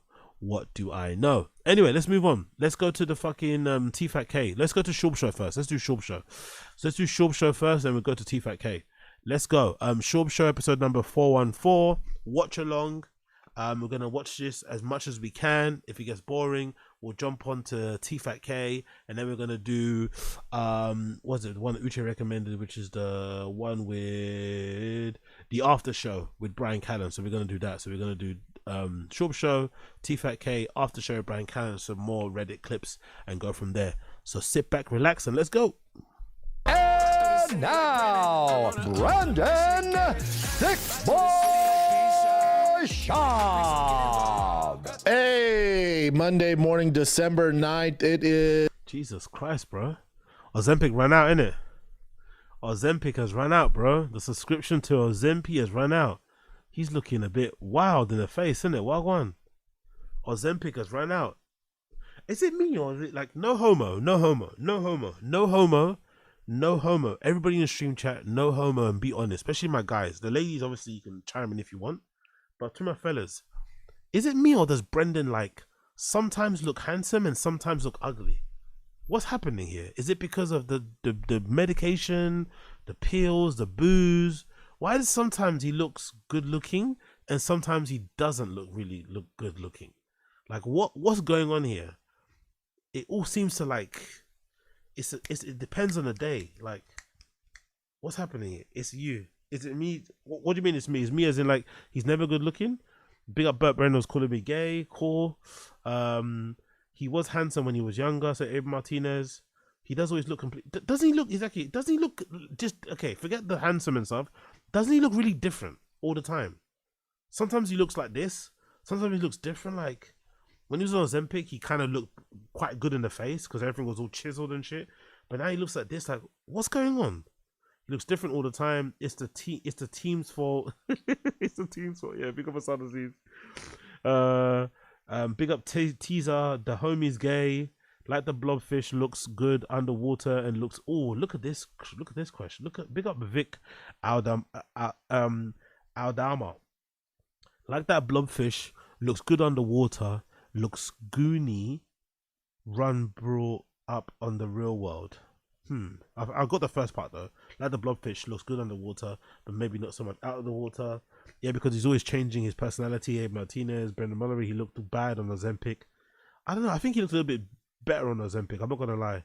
He always looks simple with a special, 2 swords. Simple with a special is so rude and so mean, but I get exactly what you mean. What you said there.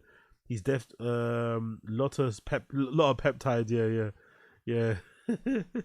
Whole lot of peptides in this bitch. Peptides type shit. Yeah, that haircut is god awful. He can put his deuces in AZ's Pick up Andy Ward. He can put his deuces in AZ's macchiato anytime, babe. And I'm definitely macchiato, you know what I mean? I might be I'm more of a dark roast macchiato myself, do you know what I mean? I might be a bit of a dark roast macchiato, but let's continue.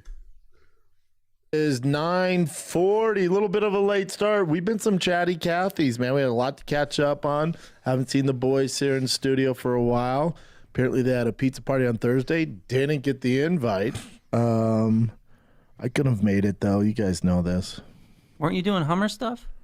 I was in Downey at Sig Motorsports putting that 6.0 Power Stroke together. Yeah. So, yeah. Again, like I said previously, I don't really mind this like car mechanic 41-year-old garage apprentice LARP, because I feel like if he would have done this in the beginning of Toontown, I think Toontown's a far different channel and maybe has more of an opportunity or chance to actually be successful. But he started Toontown, and it first started off as him buying cars and modding them, but then not really modding them and giving them to shops to mod, and the shows were entertaining. But I think it would be way more entertaining. Like that video I posted or that's reacted to the other day where he's talking about fixing the car. Forget the production. Just go back to basics. Get your phone out, record yourself in a selfie cam, record yourself, with the front facing camera, talk into the camera, get more personable, become more human, lower the fucking stakes, stop trying to pretend you're some professional presenter, and just record yourself trying to fucking, repair your trucks, maybe install a new steering wheel, seat coverings, lights, decals, all these type of little things, learning on the go, fucking up whatever certain things, maybe even learning how to rap. All these type of things would have been pretty good, and it would have built Toontown better. It would have made more sense also with the name of the show, but he started off doing buying cars, getting them fixed, but then not being there and having him sit in the corner like a cuck while loads of fucking lovely Hispanic Latino men were like working super hard on his car. Like super strange way of behavior, but hey, it is what it is. And that is a beast of a drive, man. People that work 9 to 5 and have to drive that amount from whether it's from the Valley, wherever, to downtown or to Downey or any of that stuff. I did it 3 days in a row.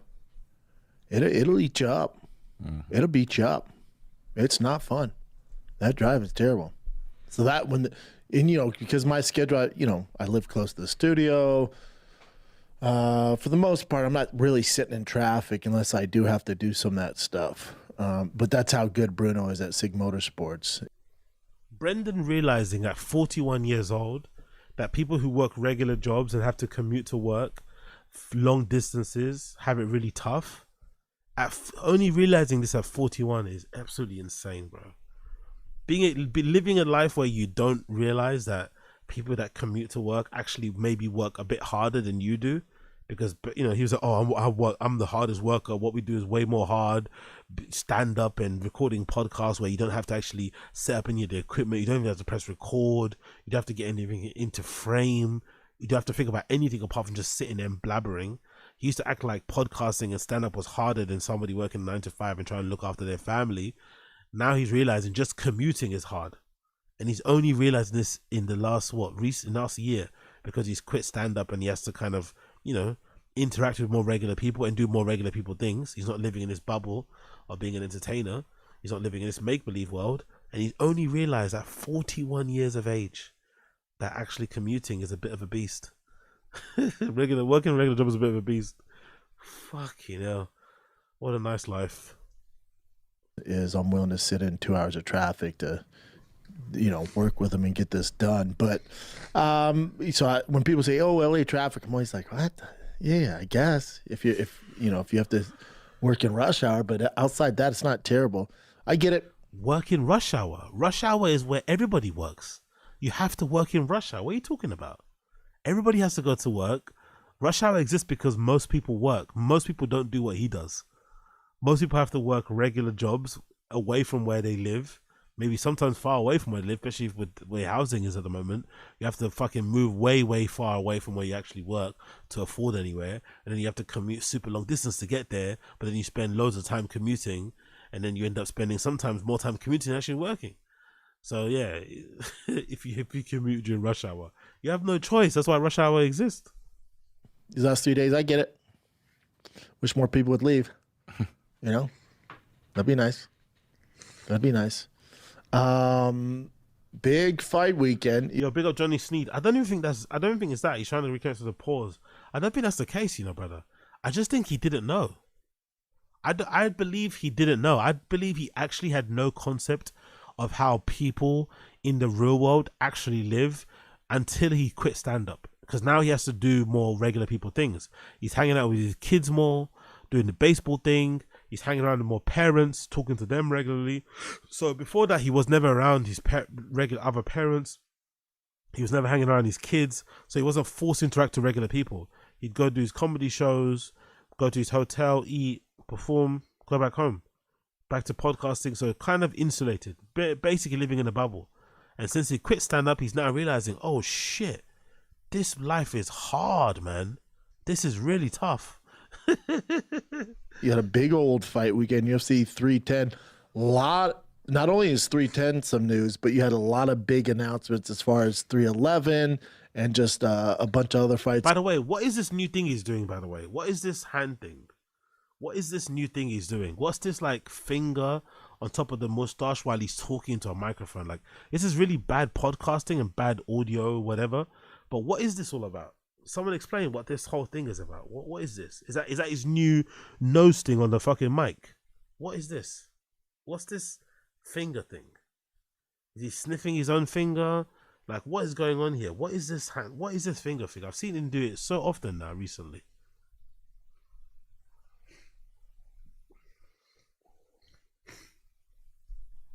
Going on, which I'm sure we'll get to. You got Strickland, DDP. You got Tatiana Suarez finally getting her shot, even though she's been super inactive, which is weird because she's supposed to fight Saturday night. And then they're like, actually, we know she's been inactive. Here's a title shot, which I'm all about because I do think she's the best in the world. Yeah, DDP, Sean Strickland's going down, which we'll get to all that. But you had UFC 310. Yo, big up Asada disease. You don't like when someone covers their mouth as they speak into a mic? What if they had a speech disorder and 6 nicotine patches in their mouth? Yeah, exactly. Good point. What would you prefer? Someone covering their mouth the way he does it, or speaking with 1 million nicotine pouches in their mouth? Hilarious. Big up Asada disease. Full transparency. I told you guys from the bottom to the top to the first fight on the prelim with your boy Kennedy. From the bottom to the top. Why do you say that? Why don't you say top from the top to the bottom? Why is his brain so broken, bro? Transparency. I told you guys from the bottom to the top to the. Is he thinking about bussies? Is that why? From the bottom to the top. You mean from the top to the bottom? I told you guys from the bottom to the top to the first fight on the prelim with your boy Kennedy to the last fight on the main card with Pantoja. Top to bottom, I thought it was the most quality card of the year. I started watching at 3 p.m. I was crunk for this. I had all my ducks in a row. Kids were down to watch it with me. Wifey, mother and father-in-law over. It was a big deal. So from 3 p.m. to about, it probably ended around 9:30, 10? By 10? After Shavkat Ian Machado Gary, I fell asleep. Mm-hmm. I fell asleep while Pantoja was walking out. Same. Total same. We're just getting older, dude. Yeah. Sleepy guys. Is it we're getting older? We just don't give a shit about the flyweight division. Because would you have fell asleep if it was John Jones, Tom Aspinall? Dang, you're right. Right? Yeah. You wouldn't. It's so disrespectful. I love how he's taking 2 anecdotal experiences and using it to describe everybody's experience. Why would you stay up that late to watch all those fights and then fall asleep at the main time? That made no sense. I watched all of them. Such a bizarre guy. But it's just my body going, they're tiny.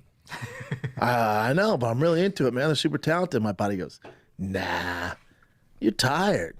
Take a little snooze, bud. This is time to do it. But I went straight to bed. I'm not gonna lie to you. I went straight to bed and I watched it in the morning. I finished it in the morning.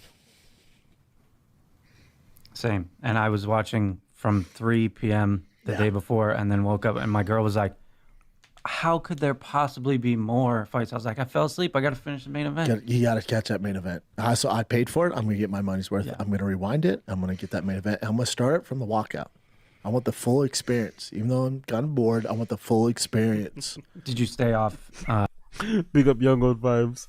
You should always get the top before getting the bottom. Yay! Social media and like not see the result on social media? Literally impossible for me because so many people in the sport text me, so I knew the result. Oh my god! I knew he was gonna say that. I was like, would he just say the truth and just say, I follow so many people on social media who obviously are into fights, so I couldn't avoid it when I opened my social? He had to say, some people text me. Who's texting you about fights? Like, keeping you informed about us. Who's texting you? Because he didn't say DM, like random, so he's saying text. People are texting his phone number and letting him know about the fights, who's winning. Like, who's texting you? Such an unnecessary lie. Like, this is where you know he's a pathological liar. Because why would you lie about that? Why would you lie that people are texting you about the results of a UFC fight card or the results of particular fights on the fight card, when really the truth is, like all of us, you probably follow a bunch of people on social media who post about fights, fight accounts, meme pages, stand pages, journalists themselves, and they would obviously keep posting because they're probably live watching it. So you're always going to get spoiled. But oh no, people are texting me. Texting you? Come on, man. Dalton. So many people texting where it's impossible for me unless I just completely get off the phone, you know, no text. I can avoid social media, not see the spoilers, but just from text. And you know, when you open it up, even if you don't click on the text, it'd be like, oh my God. And you're just like, all right. Yeah. You guys just watched it. You watched it at the new crib with wifey? Yep. Does she like fights? No. Not into it at all. Not at all. But she does her thing and lets me, she's not like, putting up a fuss about it. She's like, yeah, do your thing, watch your fights. Yo, big up Abe Martinez. Appreciate it, An brother. expert at snoozing. Have you seen his youth career? Yeah, true. Big up Abe Martinez. So I'm going to do my thing. Oh, she's just like on a laptop, like looking at Etsy or some shit. Exactly. Yeah. Yeah. Bitches be crazy, dude. Chan, where'd you watch it? Watching at Nick's, we did a live stream, and Casey was part of Casey zoomed in to the live stream. Hilarious. So we were just watching together. It was fun. It was a lot of fun. Yeah. Yeah. I love Nick's live streams. That's cool. Let's get into the... Oh, passive aggressive there. I love Nick's live streams. Brendan making it known that he watches, he sees everything. I love Nick's live streams. Oh, that was kind of passive aggressive there. A lot of fun. Yeah. Yeah. I love Nick's live. Brendan's forget Red Bar's watching. Forget Red Bar's watching. Shawb was watching. Streams. That's cool. Let's get into... It was a lot of fun. Yeah. Yeah. I love Nick's live streams. That's cool. Let's get into the Shawb's card, man. watching. Like I told you, from top to the very bottom, this was the most quality card of the year. It did not disappoint. Some of the stuff I told you, if you remember from last Monday's show, I told you Bryce Mitchell, Kron Gracie could be very weird and boring if they decide to just give. No, I saw the clip. Didn't he say in the clip that Kron Gracie doesn't care about Bryce Mitchell's wrestling? He's gonna ragdoll him or something. He didn't say. I love how he retcons what he said. I think he said categorically that Kron Gracie would beat the brakes off of Bryce Mitchell, and now he's out here changing and lying again. Love it. Give us terrible striking, and Shavkat Machado Gary could be boring if Machado Gary wins. Shavkat and Machado I didn't think was boring, but it's not going to blow your hair back. We'll get to that, but those were two I told you about. I thought the judging was horrendous. That, what is it, Aldine Bird or whatever? Remember, she did the Canelo Triple G one. Clearly, from the great Joe Rogan, the quote is, "I'm sure she's a nice lady, but so is my mom. I don't want her judging." I don't know if she's a nice lady. That's going on a limb there. I think she's corrupt as shit and probably taking money under the table and just doesn't know fighting. She's probably, probably should be put out to the pasture. But, Jesus Christ, bro. Doesn't he believe in lawsuits? She's definitely taking money under the table. She's corrupt as shit and should be put out to pasture. Fucking hell, Papa. Fucking hell. Holy shit. Yo, Fig Boy is hanging on by a thread already. Fig Boy is already hanging on by a thread. Hardly anyone's getting paid. They're not really expanding what they're doing. And it's like he's out here throwing up baseless allegations and basically calling somebody, corrupt and whatever it may be in no uncertain terms. Like, Ted, he doesn't give a fuck, innit? If you're a fighter, it's terrible, man. Terrible. She royally fucked over some of these guys. Royally fucked over. Biggest one being Volkov. how you score that for Cyril Gane in any facet is insane. Hey, facet. I thought Aljo also won, but when you have judges like that, bud, if you don't get a finish, you're leaving it up to those judges, and they're idiots. You're kind of screwed. So yeah, I thought Aljo probably won. I had Volkov winning. And that's about it as far as the bad judging goes. So yeah, not that bad. Kennedy to open the curtains looked great. Chase Hooper, he's kind of coming to his own. He was, that young kid. Big up Chase Hooper. Big up Chase Hooper. Another homeless cat fucking what do you call it? Icon. Big up Chase Hooper. Glad to see him win. I think he was fighting Clay Guida, innit? So he had to win, to be honest, because Clay Guida is a legend, a vet. But if he would have lost to Clay Guida, it would have been a real big L in his book. So well done to him. I think he got the knock, or I think he got the sub really early too in the first round. So big up Chase Hooper. Kind of had some issues, which is all good. And then now he's just this monster. Clay Guida probably should retire. Michael Chiesa looked fantastic. Eric Anders, Chris Weidman, Chris Weidman should probably hang it up. Chris dropped him in the first round, but that was pretty much it. Yeah, I don't know why he's sticking around, but you never know. Brian Battle, he's a bummer because he had so much hype on him. I think Brian Battle's so talented, and then obviously missing weight to that magnitude is pretty messed up. And then the split decision. Mosarv and Aljo, I thought that was a fun fight. I know, there's not a ton of striking, but I thought it was a good fight. I thought Aljo pulled it off, but all good. Vicente Luque looked phenomenal. My God. He looked fantastic. Dominic Reyes, Anthony Smith, that one was tough to watch. Anthony Smith should not have been fighting. He's already kind of on the very, very back nine. Back nine, I mean, he's on the 18th hole, and it's over, and he keeps doing it. But then also his best friend and coach passed away, so he probably shouldn't have been in there. Yep. And there were some red flags going into it because in the pre-fight stuff content, he was saying, it's not even about winning. I just got to, get in there and release this pain or whatever the hell he's doing. It's like, oh, no. And you're fighting Dominic Reyes? That ain't the guy to do it against, man. Dominic Reyes, surgeon, But with Anthony Smith, the toughest thing is you knew something was going on there, and he finally I can't imagine what he's dealing with. Shout out to him. And you do got to be a professional, but to that extent, he should have skipped this one. And I'm sure the UFC would have understood. He put his hands down and wanted to hit him. He's like, I just need to feel something. Like, good God, dude, this ain't the sport to do it in. I enjoyed the card. Professional fighting ain't the thing. Big up Abe Martinez. The whole card was trash. I quite enjoyed it. Anyone else did enjoy it? I quite liked it personally. I don't know. A lot of people said they didn't like it, but I quite enjoyed it. I thought the card was decent. I quite, don't get me wrong, not no barnstormer, but I enjoyed it, man. I thought it was pretty good. I don't know. Maybe I'm in the minority. To just go in there and hope you can, get through. Actually, that's what I'm gonna do going forward. Actually, is there a new card? Is there a card coming up? I need to start doing that actually going forward. That's the next time I'm gonna be doing. So let's see Tapology, and maybe I'll do that in Berlin. Now that I'm obviously unemployed, I'll be doing way more fight live streams as well. I want to do one. Is there a next fight card coming up before the end of the year? I don't think so. Is there? I don't think there's one coming up. Anything coming up? Let's see. What's promotion?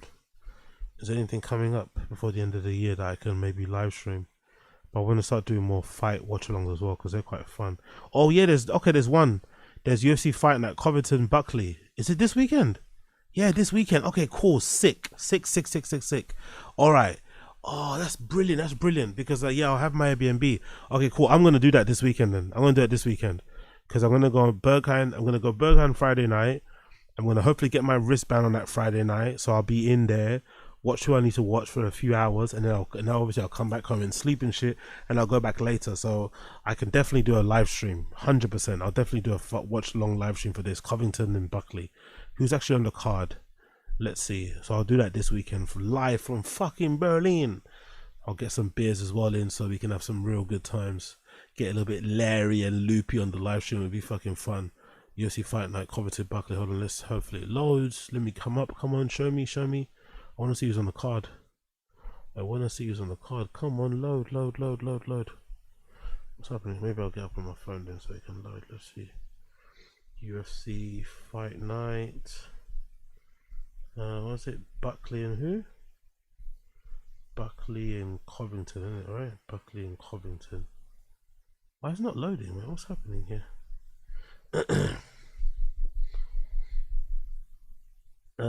What's that? Big up King Bayu. AZ, will that live stream have vitamins included or nah? No comment, brother. No comment. No comment. No comment. You'll probably be able to see. You'll probably be able to judge based on the live stream. You'll probably be able to judge based on the live stream, my guy. But for now, no comment. For now, no comment. But you'll probably be able to judge vis-a-vis the live stream. It's not coming up now. I don't know why it's not coming up. I can't see it. For some reason, it's not showing me the fight card. I don't know why. Why can't I see? Oh, there you go. Finally, it's loading. Okay, cool. UFC fucking thing is being a little bit annoying. Tapology is being a little bit annoying here. It's finally loaded and I pressed backspace like an idiot. Bear with me 1 second here, guys. Apologies. I'm a little bit shit. Bear with me 1 second as I get up to load again, and then we can watch through it and then get back to Brandon talking shit on the Shub show. Let's see the card. Bear with me a second as it loads. Come on, you piece of shit. Come on, you piece of shit. Okay, there we go. There we go. So UFC Fight Night, Covington versus Buckley this weekend, Tampa, Florida, December 14th. It starts. Okay, cool. 7 p.m. ET on Saturday. What is that to Berlin time, actually? Was that 7 p.m. ET to Berlin time? Let's see. What is that? Let's see if I can get that up on here. Just give me a gift on my phone. 7 p.m. ET to Berlin time. So what time is that? That's 1 a.m. Okay, cool. So standard time on a Saturday. All right, cool. No worries. Man will do that. So it's 1 a.m. Big up China Mac. Oh, sorry, China Mac. Chris Mac. China Mac, you know. Big up Chris Mac. I appreciate that, brother. For fuck's sake, what's happening with this computer today? Okay, cool. Let's get rid of that and then let's continue. Let's do topology. Okay, cool. There we go. Buckley Covington. So who's on the fight card for Buckley Covington? Obviously, we got Buckley Covington as a main card, as a main fight. Cub Swanson versus Billy Quarantillo. You got Manel Cap back. Oh, big up Manel Cape, my fellow Angolan brother. Obviously more Portuguese, but you know, big up Manel Cape, my fellow Angolan brother versus Bruno Silva. We got Dustin Jacoby versus Vitor Petrino. You've got Daniel Malkos back to v Andre Yanez. You've got Navajo Sterling v Toko Tukos. Is that Toko Tukos? Is he English as well? I don't know if he's English. I think so. Pick up him. You got Michael Johnson versus Ottoman Altazar, or the Azaitar. Sorry, Ottoman Azaitar. You've got Draca Close versus Jose or Yoel Alvarez. You got Sean Woodson, courtesy of Fernando Padilla. Oh, I actually like Sean Woodson. I've watched him a couple of fights. I like him. I like his style. Sean Woodson's quite fun to watch.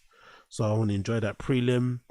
Who's the early prelims? Is that going to show me who's got early prelims? Come on, give me the early prelims if you don't mind, people. I don't know why it's so slow today. Topology.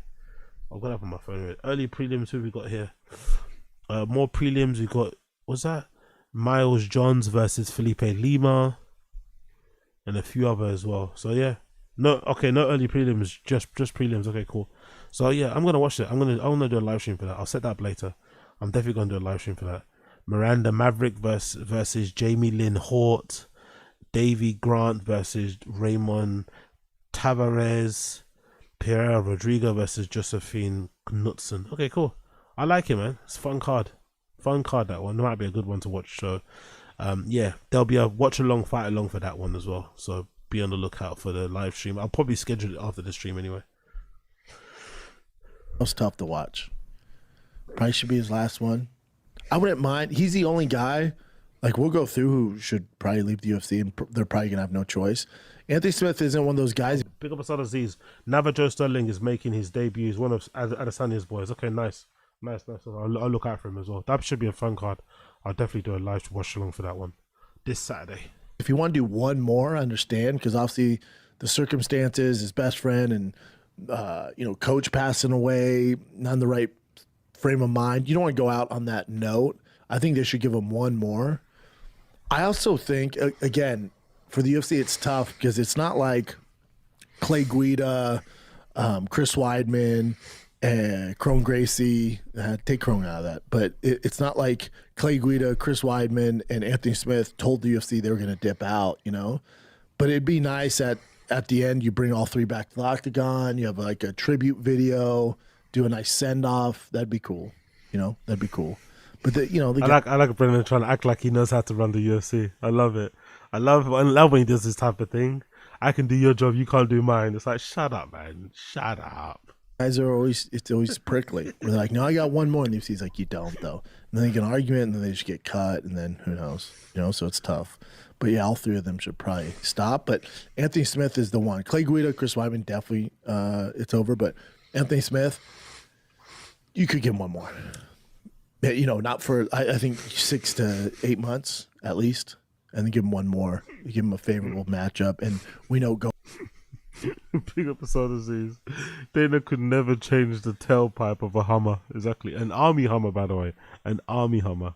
Going into it, that it's his last one. You give him the proper send-off. He is part of the commentary team. He does a lot of the analyst stuff. So that'd be the right thing to do. In the main event, your boy Chu Do-Ho. What? Chudo? What's up? Duo Choi. Korean Superboy, man. I know. That was clean, dude. That wasn't even a fight. Oh. I see some people like, it was a great fight to kick off the card. I'm like, Nate just didn't look like himself. He was so slow. He just couldn't get off. It was just like a one-sided fight. So one-sided. I don't know if something's going on there. And there seems to be something going on, like with Shavkat, with Cyril Gahn. All of a sudden now, they were injured. What? Okay. That's why they look bad? Okay. Did Shavkat look bad, or is Ian Machado Gary just really good and high level? And maybe a lot better than what we thought he was because of all the annoying things of his girlfriend or mother of his children. I thought Ian Machado Gary looked really good against, you know what I mean? Like, why is he acting like he actually was that bad? I don't know. Was he really that bad? Shavkat, really? I don't know. Weird. Like, yeah, exactly. Ian made Shavkat look human, is it? But I don't think Shavkat was that bad. I just think he met somebody really high level. That's what happens when you fight like a top 5, top 10 person. They're gonna be really, really good. Like, doesn't mean he looked bad. It's just he fought somebody closer to his level. That's why it's such a tight fight. Yeah, it was strange when Cyril left the octagon because he didn't win the fight. Yeah. He didn't win the fight. Even though Ian left that fight looking way more battered and bruised, Ian looked like he took more of the damage in his face. If you watch the fight, that fight was way closer than what the physical appearance would lead you to believe. Like, that fight was close, bro. That fight was close. I don't know. Maybe Ian takes him second. If they fight again, Ian might be able to take him, bro. Like, he's actually a lot better than I thought he was. I'm not gonna lie. Even I didn't rate him as highly, but he's good because like someone mentioned, he made Shavkat look human. He was so upset he left. His stock has fallen so hard. That's worst case for the division too. You're just like, I guess this guy deserves a big fight. He just doesn't look good. His grappling looked bad.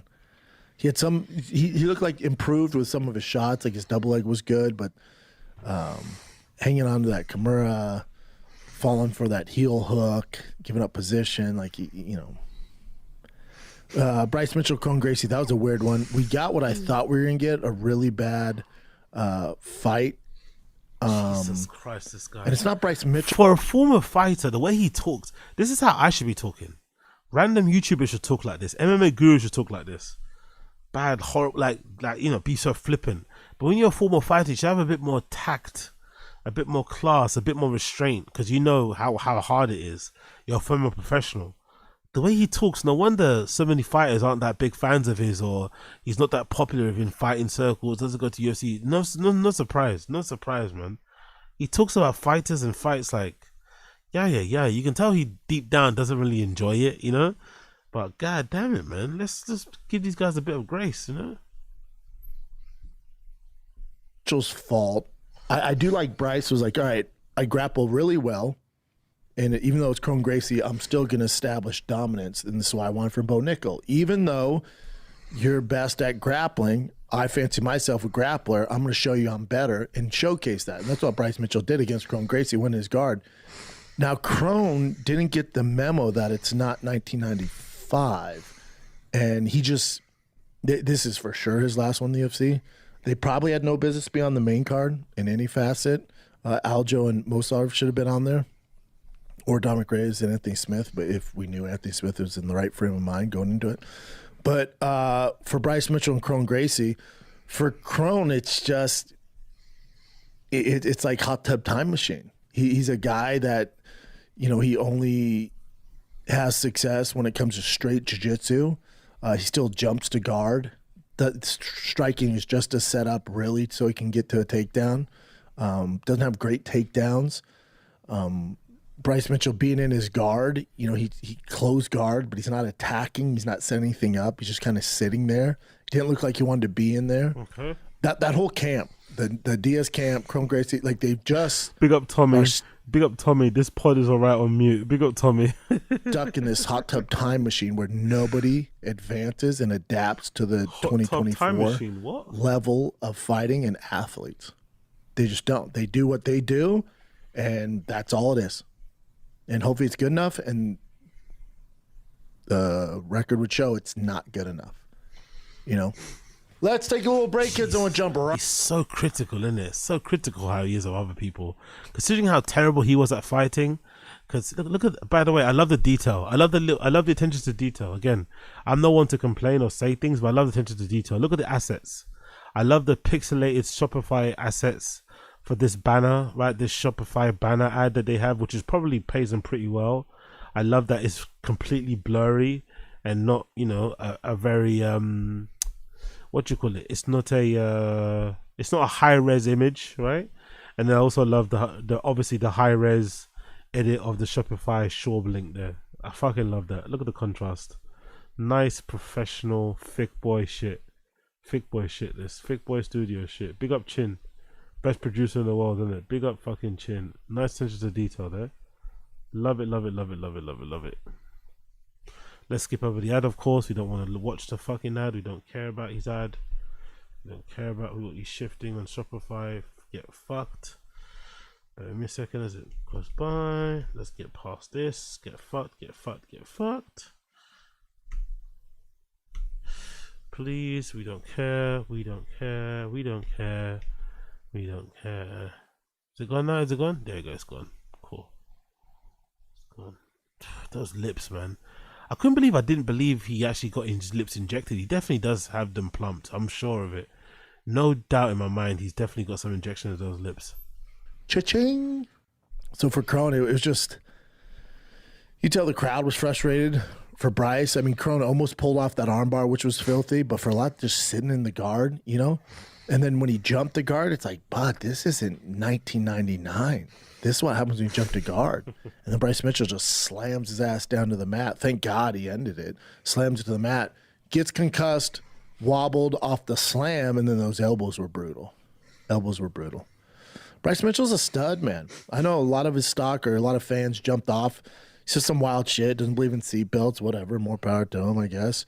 Flat Earth, and we've had him on here where he's talking about, the mass shootings and stuff, which it's all good. He's a character. He's a character and to each its own. But I think some of that's affected him a little bit. And then remember, his two losses are Josh Emmett and Topuria.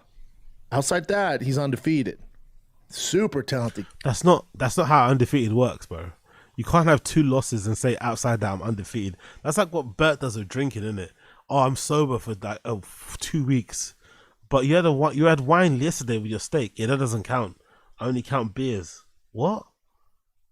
You can't. What? You can't lose 2 fights and then you're undefeated. Apart from that, no, that means you're not undefeated. You lost 2 fights. Yes, they're high level people. I get it, but such a weird thing to say. Kid, super talented kid.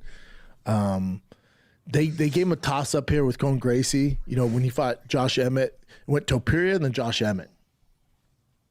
tough. And Emmett obviously nuclear starched him, but Emmett can do it to anybody. But Bryce Mitchell, however you feel about his, conspiracy beliefs and all that other wild shit and seatbelts, whatever. As far as just a fighter goes, if you take away all that bullshit, he's a talented individual, man. He's a fun fighter. And he's still pretty young. There's a lot left on that bone. A lot of meat left on that bone. Kron Gracie was a gift to him. Kron was a gift. They should have never been on the main card. Kron just didn't have much for him. Very, very weird for Kron to fight like that. Very weird. I don't know what's going on there. And he just doesn't seem to want to be in there. Yeah, he's got kind of just a lackadaisical. His demeanor's just like, oh God, I have to do this. Like, hey, no, you don't have to do this. There's probably a lot of pressure from the family. No, some people do have to do this, Brendan. Some people don't have Rogan as a best friend. Some people do have to earn a salary, and maybe the only option he has at the moment, apart from obviously running his jiu-jitsu schools, is to fight. Maybe fighting one night can maybe pay or keep the lights on for a couple of schools, maybe for a year. Who knows? I love how he thinks that people don't have options. No, people fight because they don't have options or because they actually enjoy fighting. Brendan can't get that wrapped around his head. He can't get that through his thick skull that some people actually enjoy fighting, even if they're not good at it, or some are only fighting because of the money. Like, he can't understand it. He just can't figure out, because he's lucky enough to have met Rogan, met Brian Callen, and obviously made podcasts a success, but others didn't have that luxury. That's why they're still fighting into their fucking late 30s, early 40s. You know what I mean? It is what it is. The name, but what you're doing ain't representing the name very well, dude. Like, it's reminding us, like, oh my God, the sport's moved on so much. And did he not look significantly smaller? Like, should he have been a 35er this whole time? Sure, but with that fighting style, doesn't matter. He was still dangerous against the cage. Yeah, and Bryce Mitchell, high level grappling, and he still almost got him that armbar. I can't believe he didn't get him. That is trouble. But just like, he's just not dangerous down there. Not controlling posture really. He's just kind of sitting there, closed guard. Just this traditional jiu-jitsu. Like, the game's advanced so much. And people hate to hear this. Out of all the martial arts, the one you can get away with not being really good at is jiu-jitsu. It just is. If you're a wrestler and you get some good boxing, you can go pretty fucking far. Pretty far. If you're just a wrestler, like Mosarv or some of these guys, Makhachev, his striking's come a long ways. Khabib, striking wasn't very good. Bo Nickel undefeated, even though he's given us these striking matches lately, which is a shame, but he's still winning. But if you're so dominant in wrestling, you can go pretty fucking far. If you're dominant in striking, like Izzy or Alex Pereira, as long as you have some of the basics, you can go pretty fucking far. If all you have is world-class jiu-jitsu, out of the main martial arts, it's the worst one to have. It's the worst skill set to have. It's my favorite, but as far as UFC level goes, how's he your favorite if I don't think he's ever done much jiu-jitsu in the actual octagon, isn't it? It's always been mostly striking. It's my favorite. He wants to appear like he's a jiu-jitsu, even really a black belt. I don't know, whatever. Let's let him rock. If all your thing is submissions, it's gonna be tough. It'll be super tough in 2024. Guys can negate it with just a simple few. Big up understand. Kron Gracie was undersized because he refuses to cut water weight. He's a health freak. Yeah. Well, I don't know more about. Yeah, this is one of the things that's always fascinated me about Brendan, like the lack of knowledge when it comes to UFC or MMA in general.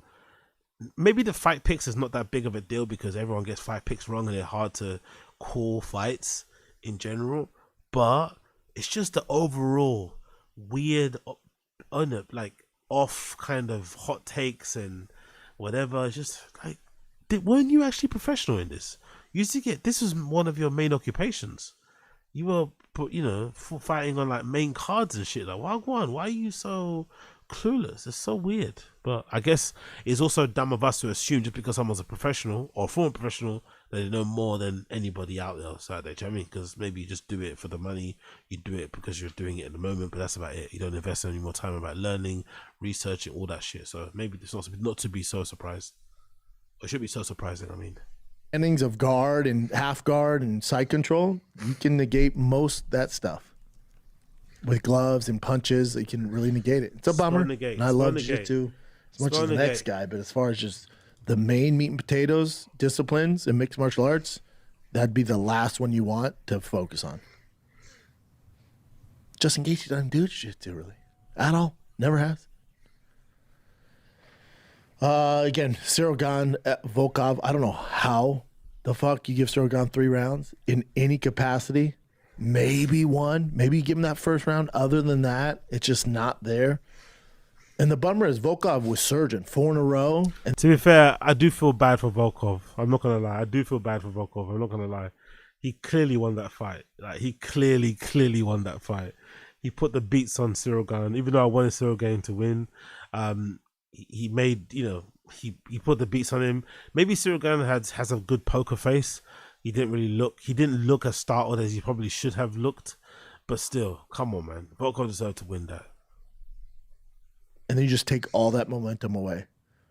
I feel like the UFC has the power if they wanted to. I know the commission is the end all be all. We're like, nope, very black and white. We picked that guy. Sorry, you can have your pay.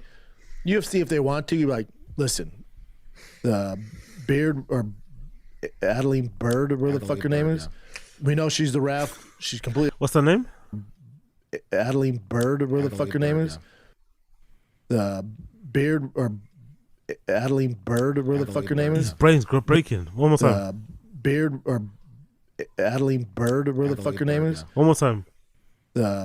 Beard or Adeline Bird, or whatever the fuck her name is. We know she's the ref. She's completely out of her mind. Don't know what the fuck she's doing.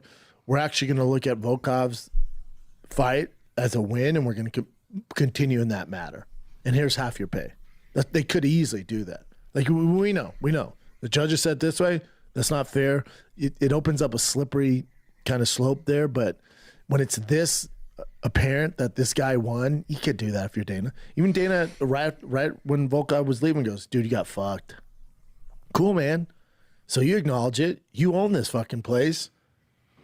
Don't discipline me. Don't put me down in the queue. That's 5 in a row then, dude. That's 5 in a row. So, and for Cyril Gane, let's talk about the hype. Just, and all of a sudden, he had 3 broken toes. Okay. For Shavkat. By the way, why does Brendan hate Cyril Gane so much? I wonder what it is about Cyril Gane that Brendan hates. Is it because he's like everything that Brendan wasn't, like super athletic, charismatic and shit, and whatever it may be? But Brendan's got a weird hate boner with Cyril Gane. Whenever his name comes up, he never misses an opportunity to like throw little jabs. I wonder what happened. Maybe Cyril said something about him in the past, but he seemed to really have a bee in his bonnet about Cyril Gane. Like, there's something there. I don't know what it is. Maybe his wife has. Maybe my thinking is like Slow Joe has maybe seen Cyril Gane on TV and said something about him. Oh my god, I'd love to have him in my bed or something, and he's not liked it. Big up the Black American. Appreciate you. Thank you for joining. Thank you for being a member, brother. Appreciate you. Yeah, I think Slow Joe might have said something. I don't know. He really does not like Cyril Gane. Shavkat, Ian Machado, Gary. How long have I been on here telling you guys how fucking talented Ian Machado Gary is? I know the whole cuck and wife. Get all that shit out of here. As far as skill set goes inside that octagon, this kid is it, man. And I think his stock goes way up, way more than Shavkat. And I told you guys this. One of the kind of big things here is Ian Machado Gary trained with Shavkat. So the whole boogeyman, he's this monster, he's untouchable. He's trained with him. He goes, actually, no, he's human. Watch, I'll show you. He showed that. Almost finished him. I could see giving it to Ian, but either way, I didn't care. As an Ian fan, I went, oh no, this is best case scenario. His stock doesn't go down. Matter of fact, I think it goes up. Even for the haters, like, all right, that kid's pretty fucking good. Not only did he survive 25 minutes with Shavkat, actually won some rounds, and also had him in super compromised positions. Almost finished his ass. I think for Ian Machado Gary, he didn't really almost finish his defense is insane. He got hit with a few right hands, but outside that, like his takedown defense, his grappling defense, striking defense, insane. He just needs to focus more on finishing fights and more of inflicting damage. He needs to figure that out. Defense is there. You got that. You survived 25 minutes. Nobody on earth has been Can you actually develop that though? Because that's something I think that's something that Ian Machado Gary has always struggled from the beginning. He doesn't really have a killer instinct. He can't really. Who's that person? I forgot who he fought recently.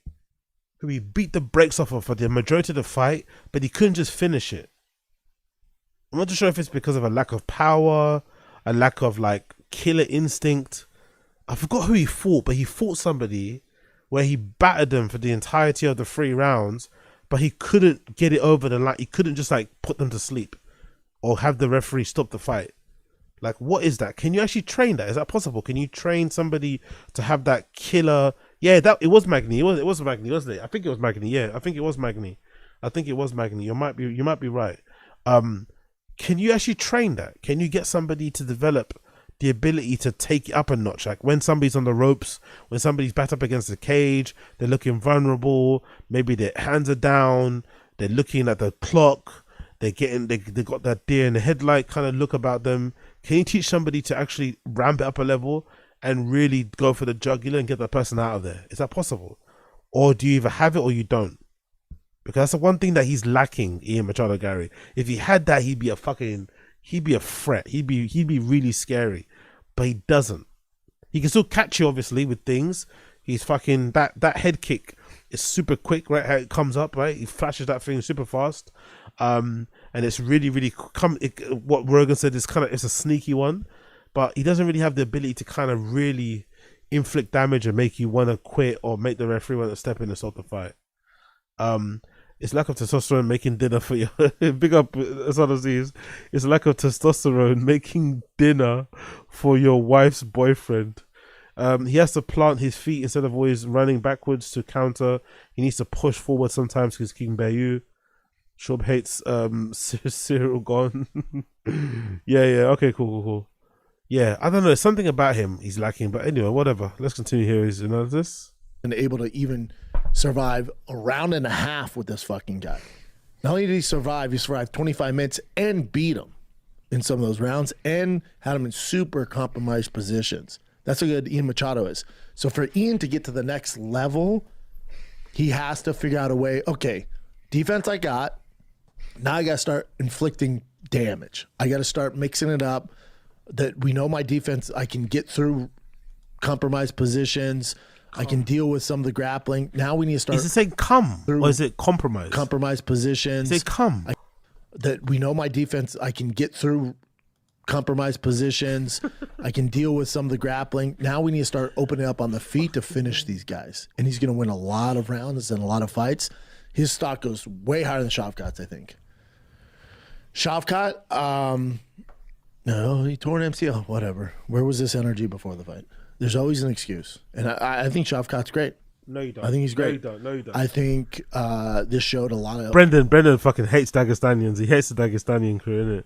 The Dagestan crew. Shavkat, he hates him as another one. Holes in his game.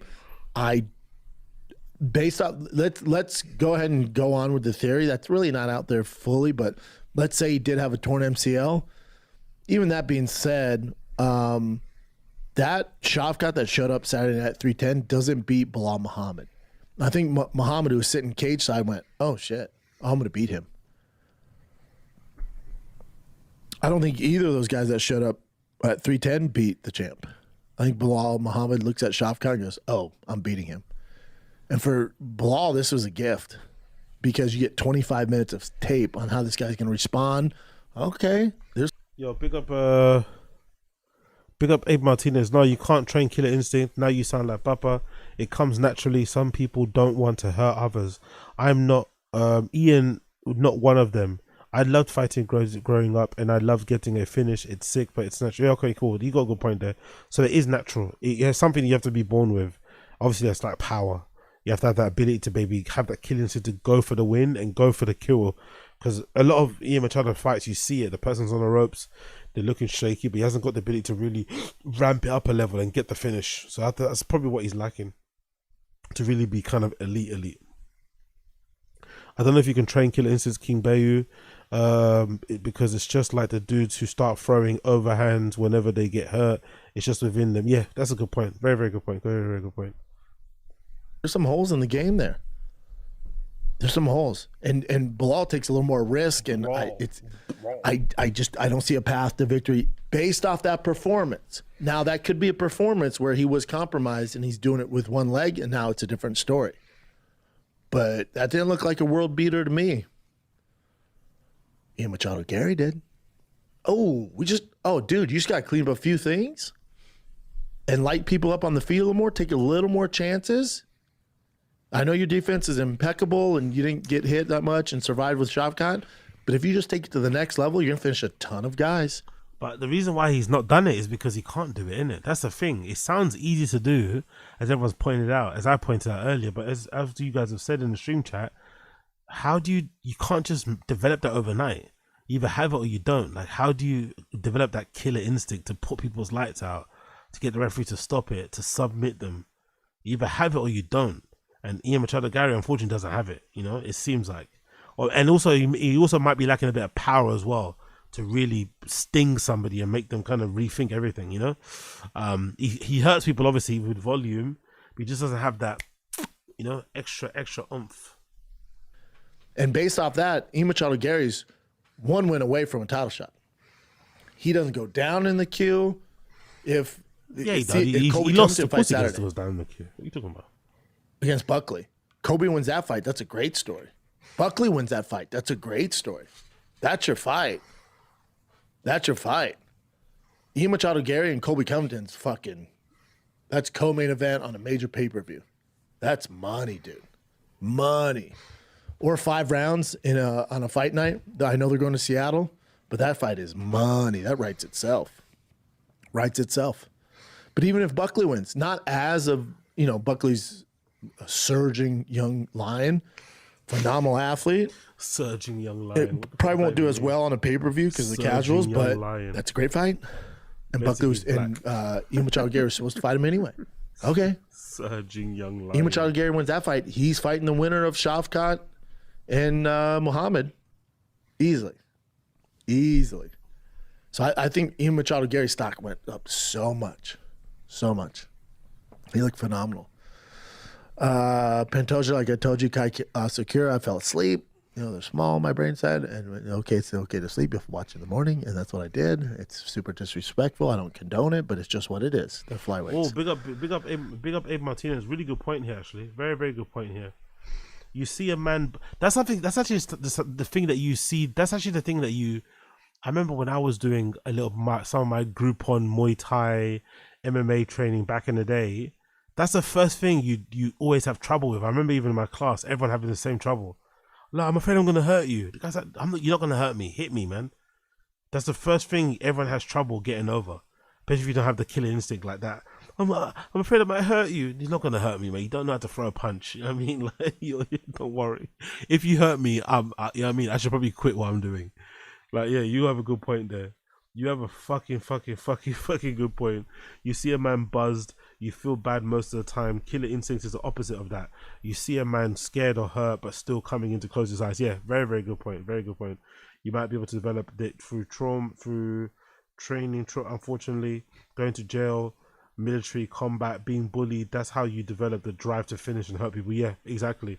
So, Brendan is the opposite of that. You know what I mean? Brendan didn't grow up in any struggle.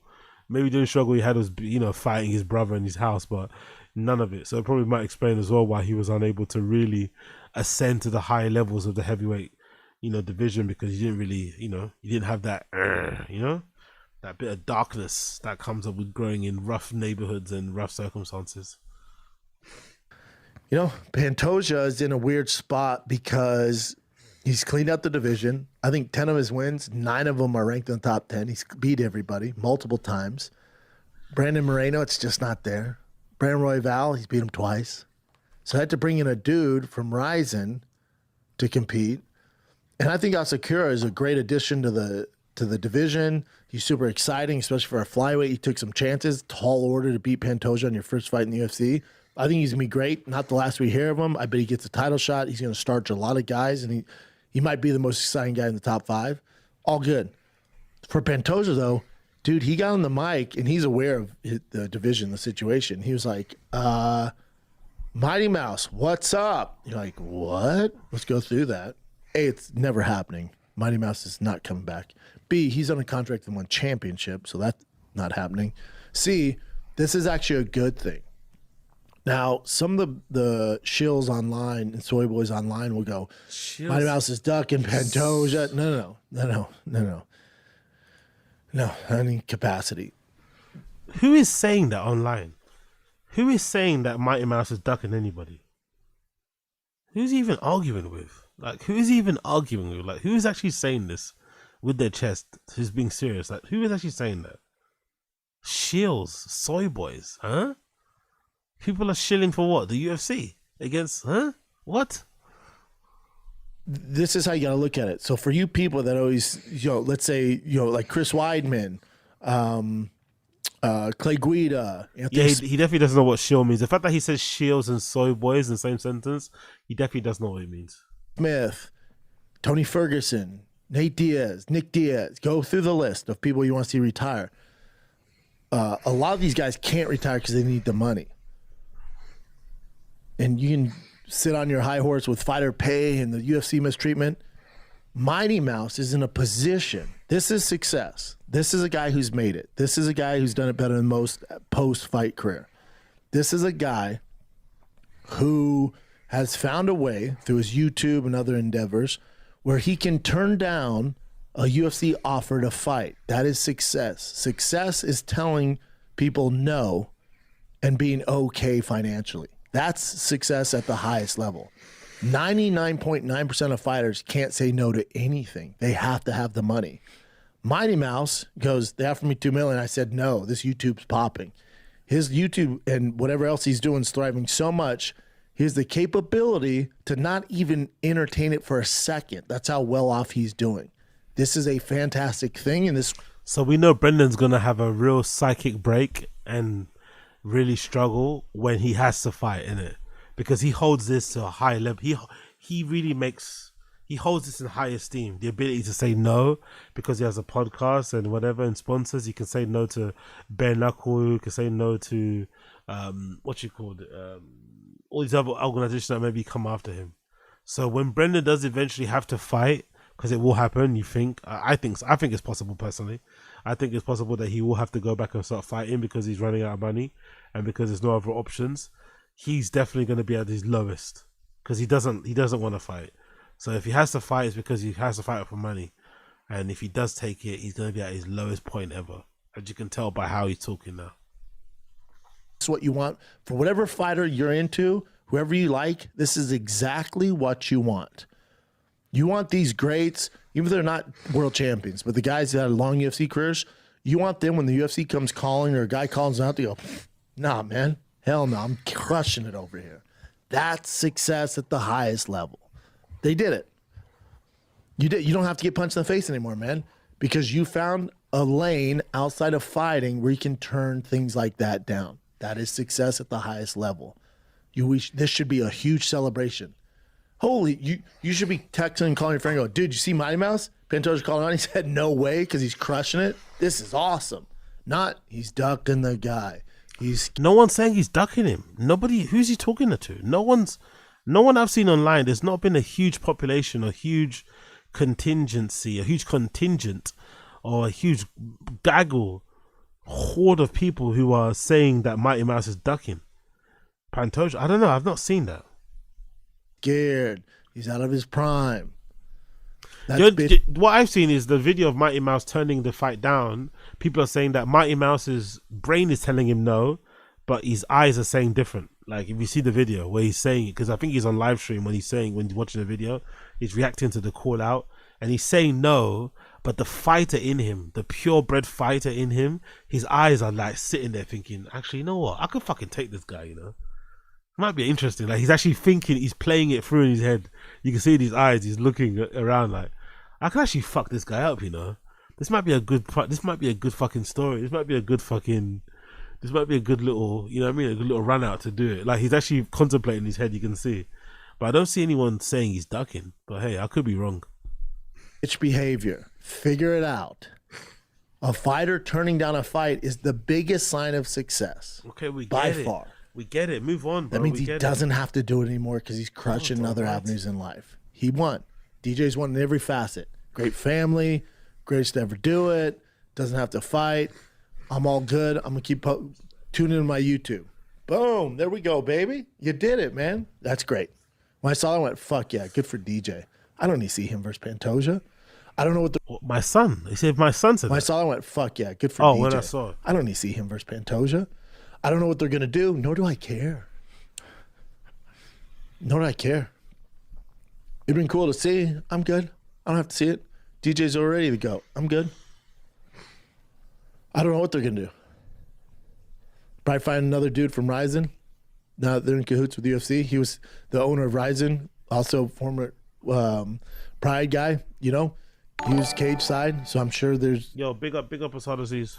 Increasing Bappa didn't have this same sentiment when Espinal was calling out Jones. NBA color thing? Good point. Very, very good point. Very, very, very good point. Big up Asad Aziz. Very, very interesting. Interesting. Exactly. Interesting. Big up Asad Aziz. Very, very good point. A relationship there so they can import guys over to try and find competition for Pantoja. That's how good Pantoja is. And I still fell asleep. It's fucking rude, man. I don't condone that behavior. It's just what it is. You know? It is what it is. Let's take a little break because the NBA is popping. You can win big getting in on the action at DraftKings Sportsbook, an official sports betting partner of the NBA. No. Let's fuck off. No more ads. And we might move on because this is actually getting boring. Fights for the fights that we might go to, maybe. Right? Potentially. Offer up. All right. So UFC 311, Makhachev versus Sarikian, part 2. And also, anybody else like Sarukian in that fight? I can't imagine, dude. Really? Yeah. I can. Well, I can't. Interesting. Makhachev's just freaking on a I tear. like the Armenian in LA in that. Okay. I'll be rooting for him, that's for sure. Umar Versus Umar. Nurmagomedov. That's a great fight. I like Merab. They stole the show in the press conference. Dariush Makano, fantastic. Yuri Jamal Hill, take my money. Kevin Holland, RDR, great fight to kick off. It's a great card. Yeah. Johnny Walker versus that guy. The guy that looks like Anthony Smith, by the way, Guskov. Kind of. They actually put him side by side once. It was funny.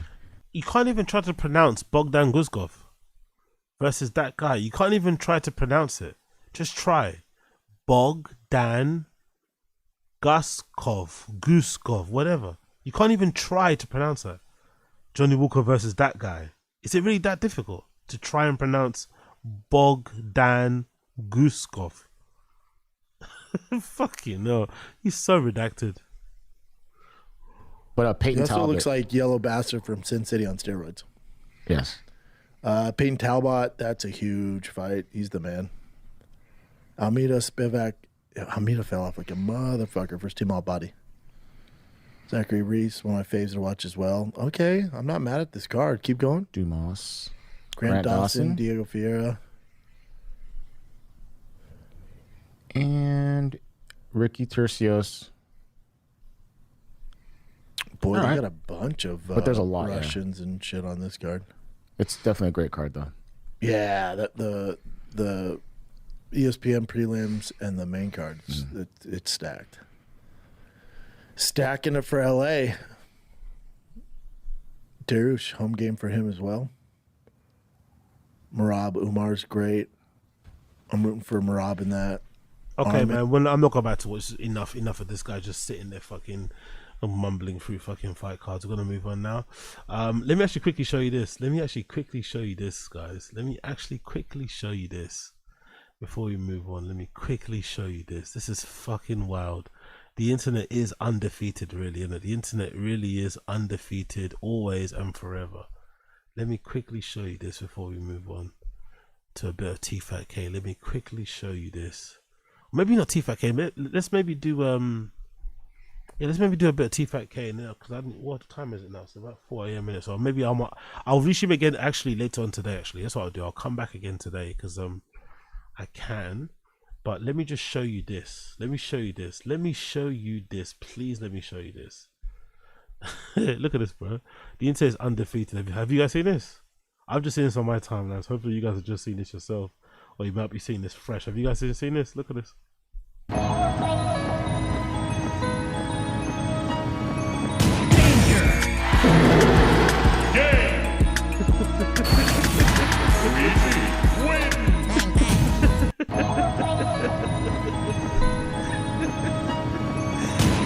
Free Luigi, man. Free Luigi. Bang, bang. That's super ripped and jacked.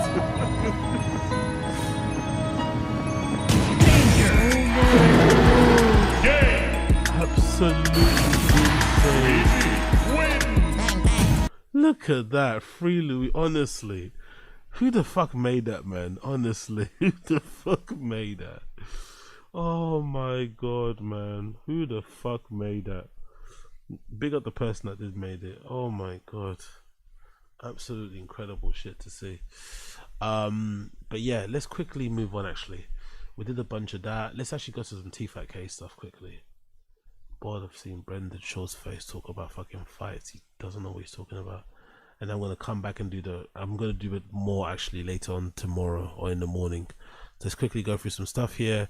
I think you guys have seen this, right? I think UFC, was it 5'8" fighter Kai Asakura with fake 5'8" and hair Rogan. Yeah, so people are saying Rogan is probably like 5'5", 5'6" in real life, because when standing next to a legit 5'8" person, without his lifts and stuff, he looks considerably shorter. So people are saying that Rogan is probably more likely 5'5", 5'6". Could you imagine? I said it before in previous episodes. Could you imagine the amount of times Rogan has had someone come up to him and say, "Wow, you're a lot shorter in real life than I thought you were." He must get that constantly. It must bug him so much. He must get that so often. People coming up to him thinking, "Shit, I didn't know you were that short." You know, like, but it's not like being mean. Just like it comes from their soul. Like, oh my god, wow, it's Rogan. He's tiny. You know, it's like they just didn't expect it. Holy fucking shit.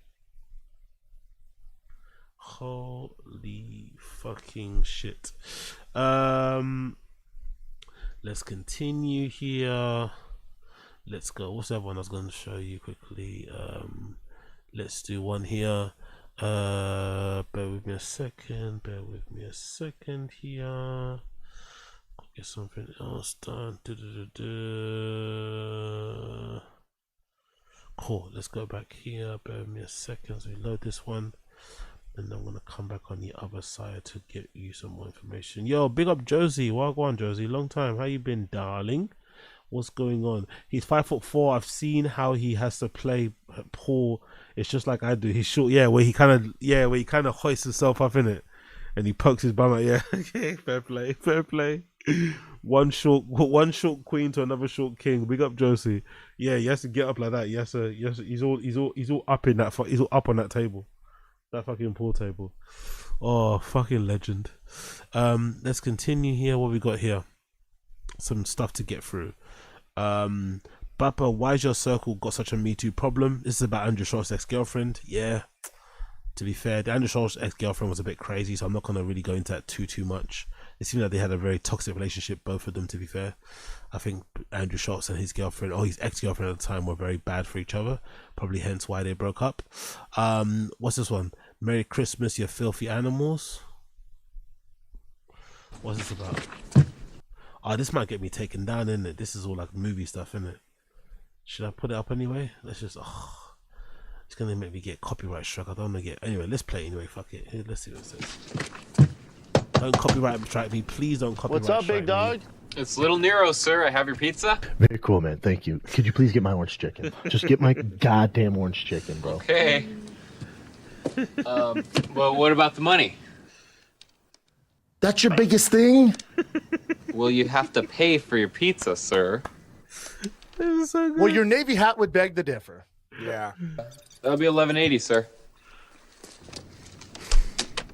Little Neros. Oh, man.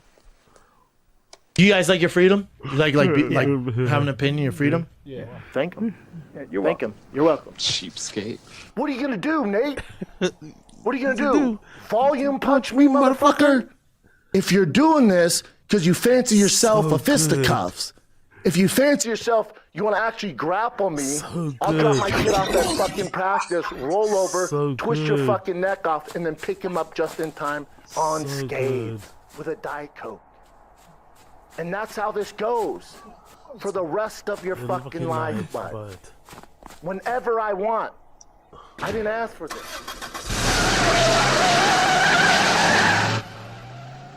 Oh, big up Home Alone, man.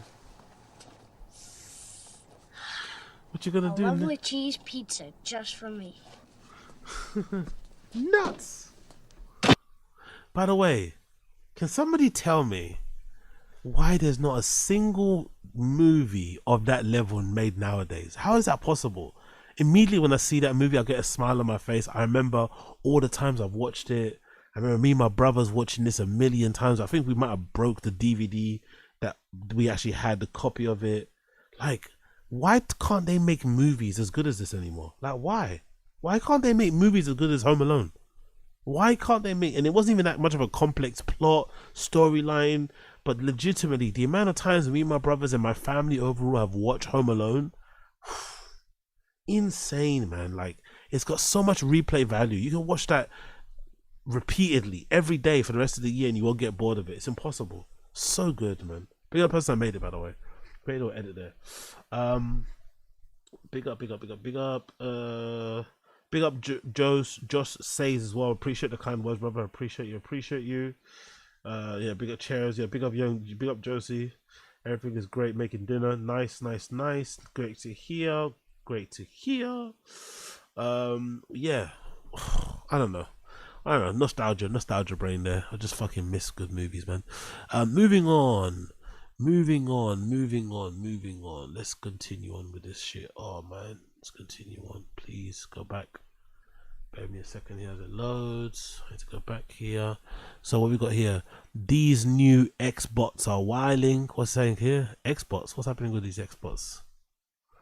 Bear me a second as this loads up on here. What's this? These new Xbots are wilding. Xbots. Really? Carhartt merchandise at marked up prices, sparking controversy and fan backlash. Okay, this is some dude that's trolling on fucking X. Someone called Toho Package who's just trolling. I'm not gonna entertain that. What about Metamorphosis? What's this about? What about Metamorphosis? What's this clip about? No, I'm Metamorphs.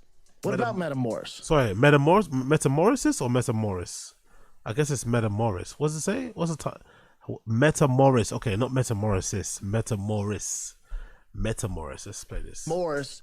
What about Metamorphs? Everybody wants to be upset about it. Oh, you didn't engage. No, I didn't have to.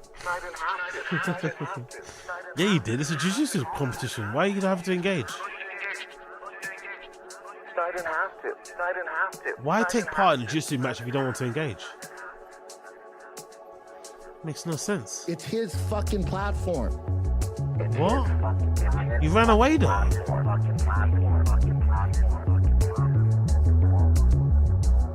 Brendan just want to get choked out. So what? You just refuse to engage completely.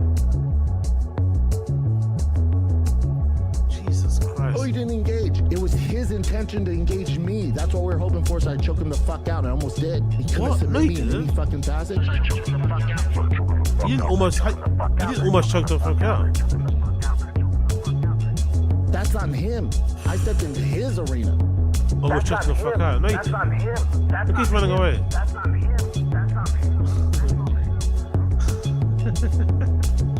Brendan, man, this is so shameful. So shameful, man. So shameful. Oh, you didn't engage. So shameful, man. He ran away the entire fight. Oh my god, bro. He's so much bigger than the guy as well. He ran away the entire fight. What do you think would have happened if he stepped in my arena? It would last 30 seconds. He would get fucking annihilated. Jesus Christ, Brendan, man. That's pussy. I love that he can never live that down, by the way. I love that even to this day, so many years gone by, so many years since this has happened, and he can never live this down. He can never live this down. I don't know why he did this, man. Like that self-preservation, that need to like be perfect and to not look embarrassed, and he didn't want to get choked out and have it go viral, was so dumb because it caused him way more pain. Like if he just would have got choked out, people would have forgot about it. But because he refused to engage, didn't want to get tapped, didn't want to look dumb, didn't want to look stupid or look lame or look like he's not skilled, it's now never not gonna not follow him. Like people are gonna keep talking about it until the day that he dies, man. Honestly, it's such a weird, bizarre move. But hey, that's Papa for you. That's Papa for you. Snoz had been up at Thick Boy ass to a time or two. What's this about? Snoz has been up that thick ass a time or two. Let's play this. What's this about?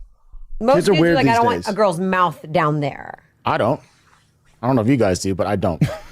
Brian's very quiet. No, you mean having a girl go to town on my eat your ass? my whistle? Eat your... I'm just not into it. Yeah, I'm not. No, I'm not would even. you do it to a girl? I wouldn't do that either. So you're saying disgusting. no? Oh yeah, I'll do it to her. I mean, I'm sure I've done it. But it's not. The way Sanez uses her hands, considering how long her fingers are and her nails, is very dangerous, bro.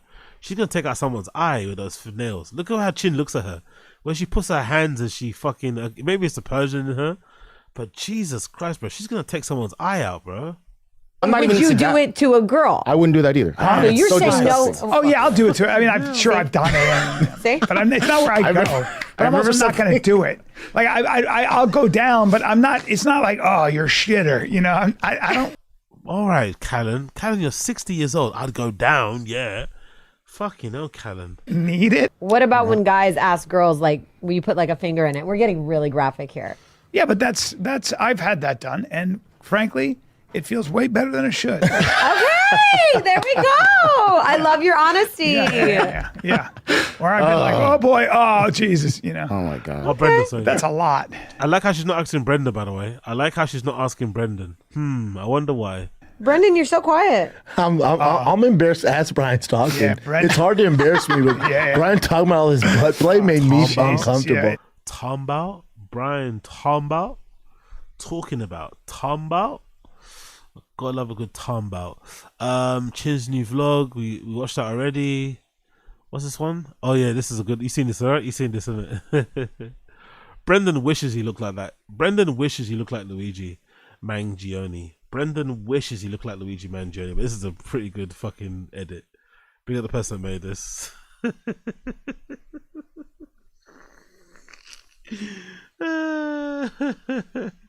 Brendan wishes he looks like Luigi Mangione, but that's fucking brilliant, isn't it? That is so fucking good. Look at him. Oh, fucking hell. He wishes. He fucking wishes. He fucking wishes. Big up Koila. Bappa never had sex longer than 3 minutes. Yeah. Big up Koila. Not one of our guys. You said you didn't. What's this one? What's this one? Not one of our guys. Let's play this one. You said you didn't think about it much until you met Gringo Poppy. You agree? That's until you pretty met good. Brendan Shaw. Yo, my new son's cool as fuck, though. No, please don't name the waters. Please don't beat me up. Please don't name the waters. Yeah, we don't need that. We don't need this getting posted on the Fighter and the Kid and guys going, not our guys, actually gay. No, I still don't think about it much. It just does. That's pretty good. That's pretty good. Big up these guys. I don't know who they are, but big up these guys. That's fucking funny. Not our guys, actually gay. Downvote. Yeah, they can be brutal on the Fighter and the Kid subreddit, but the brutality is part of the fun. It's part of the charm. Tom about Biblis. What Biblians be? And the VIP section. What's this one? Talking about Biblians.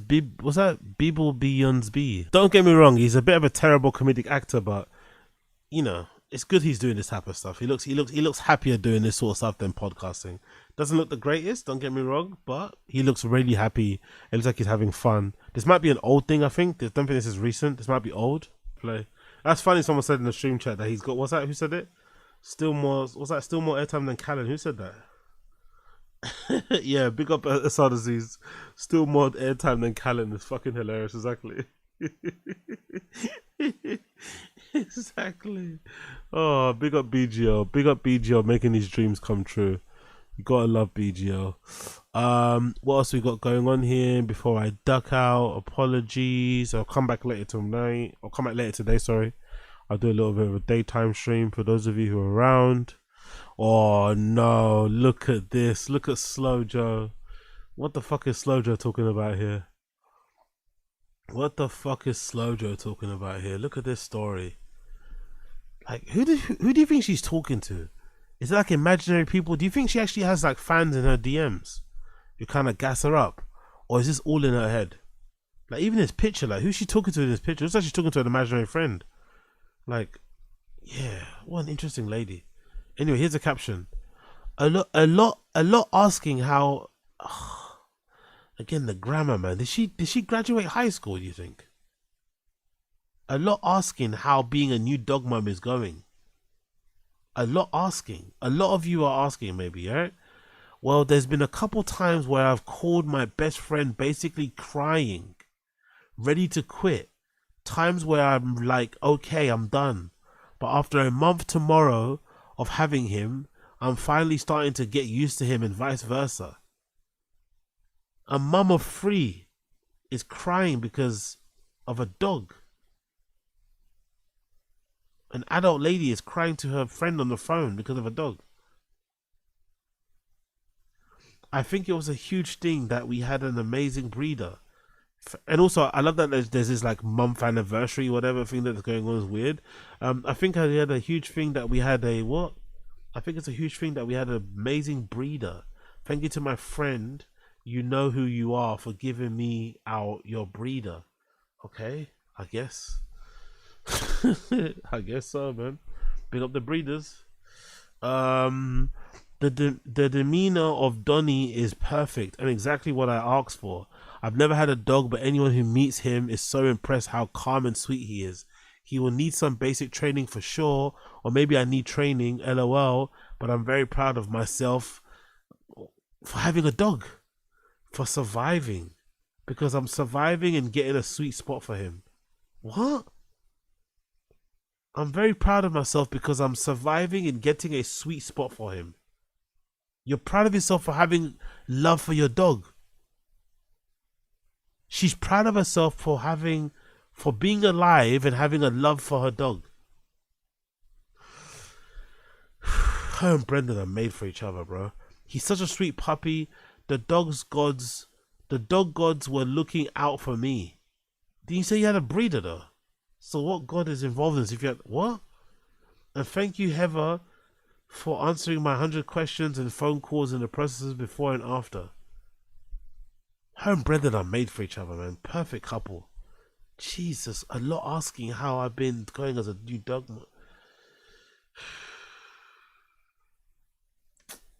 Anyway. But I do find it funny that Brendan was talking about having a dog so much, and as per usual, the person looking after the dog isn't Brendan. It's his wife or maybe the nannies, right? That's for sure. They've got someone helping looking after the dog, taking it for walks, getting it potty trained. They're not doing none of that shit. But I do find it funny how the one person in the house who didn't like dogs, which is the wife, is now the person looking after it the most. Don't you find that funny? And most likely that dog will end up having a better connection with Slow Joe than Brendan, because it hangs around with Slow Joe more, you know? I find that fucking hilarious, man. Absolutely hilarious. But yeah, she's a special woman. Special woman, that. Special woman. I think we watched this already, right? Chin finally admits his boss cranked his neck. Did you watch that already? I think we might have watched that. Let's watch it one more time, though. Chin finally admits Brendan broke his neck. You have some neck problems, huh? Yeah. Why don't you tell us about that? How'd that happen? Brian and Brendan. All right, on to round 2 of Jeff. Good stuff. Get to know the guests. Good questions, Nick. Thank you. You're great.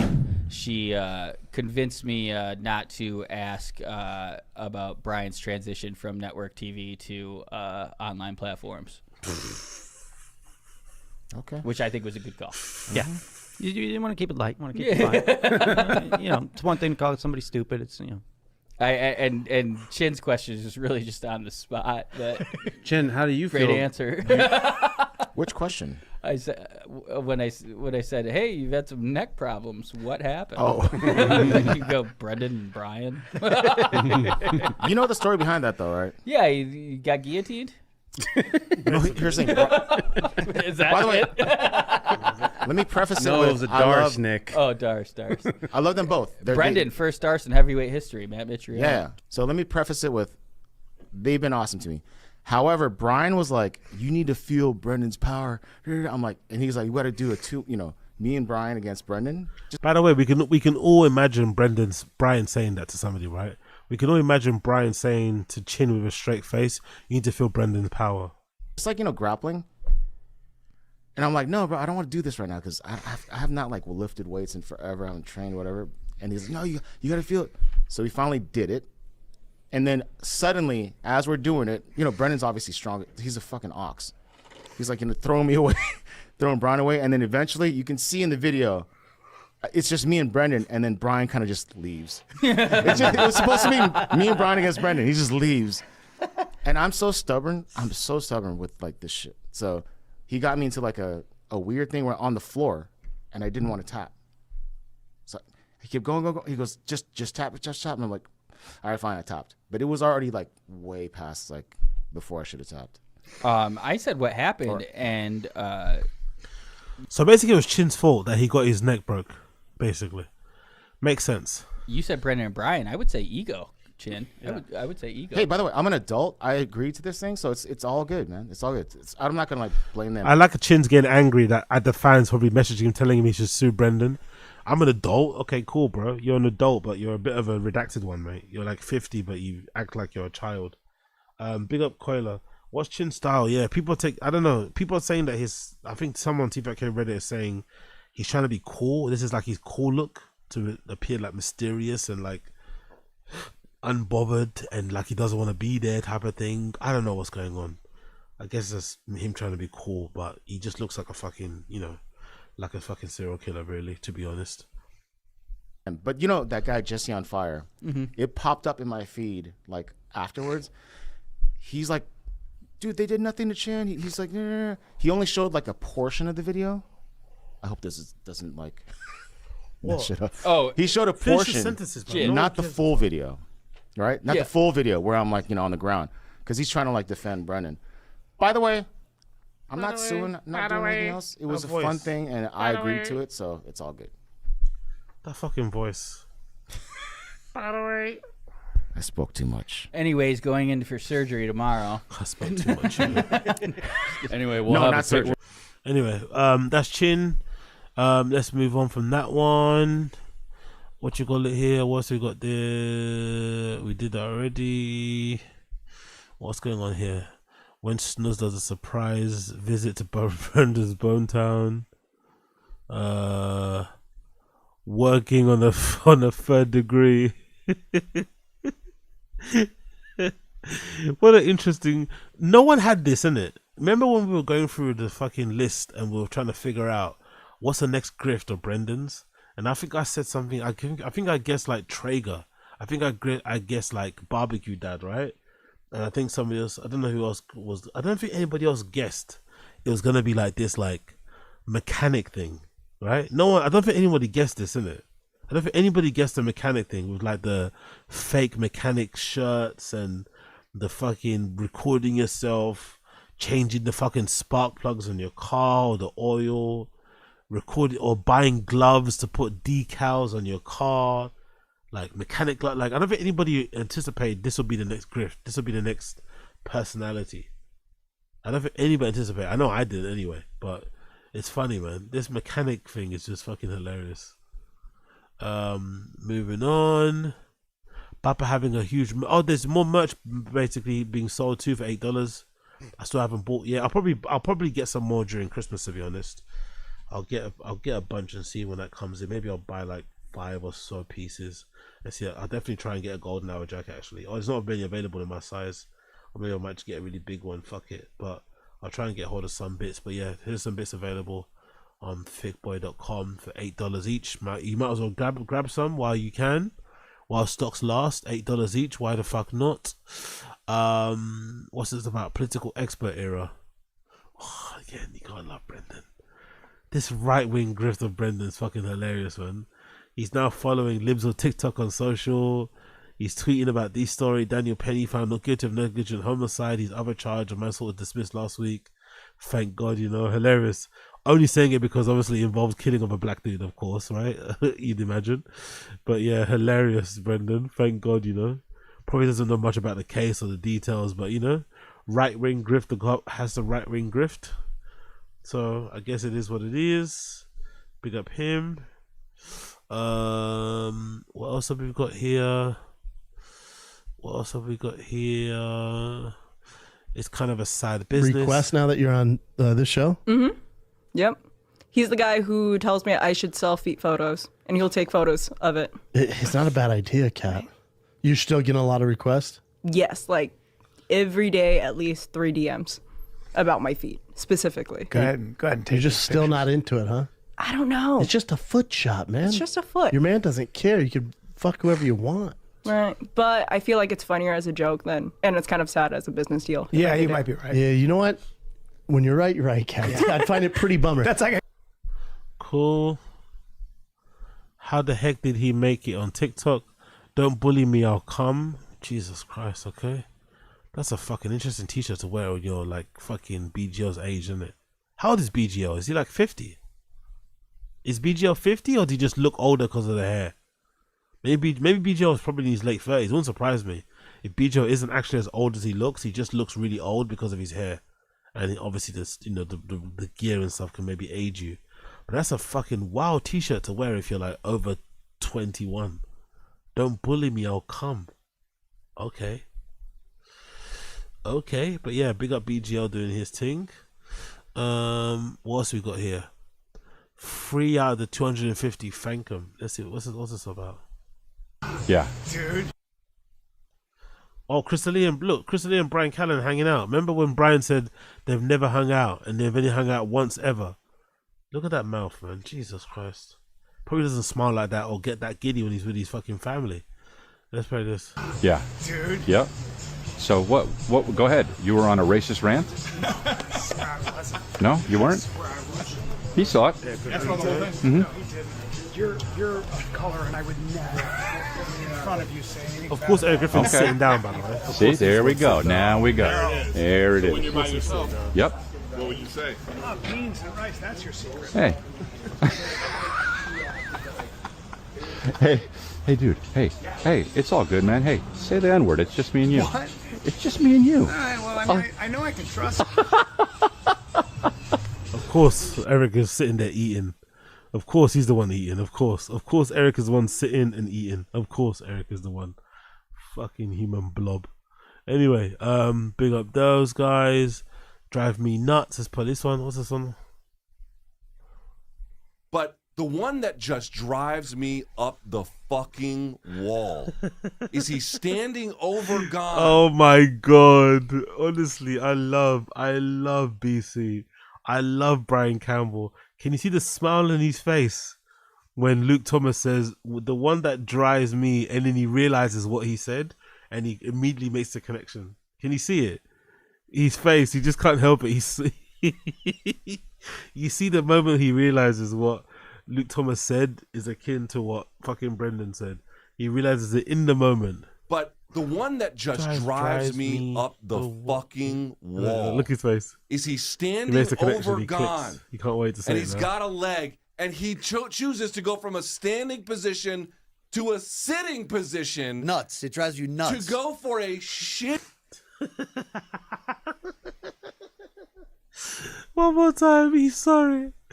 But the one that just drives me up the fucking wall is he standing over God, and he's got a leg, and he chooses to go from a standing position to a sitting position. Nuts. It drives you nuts. To go for a shit.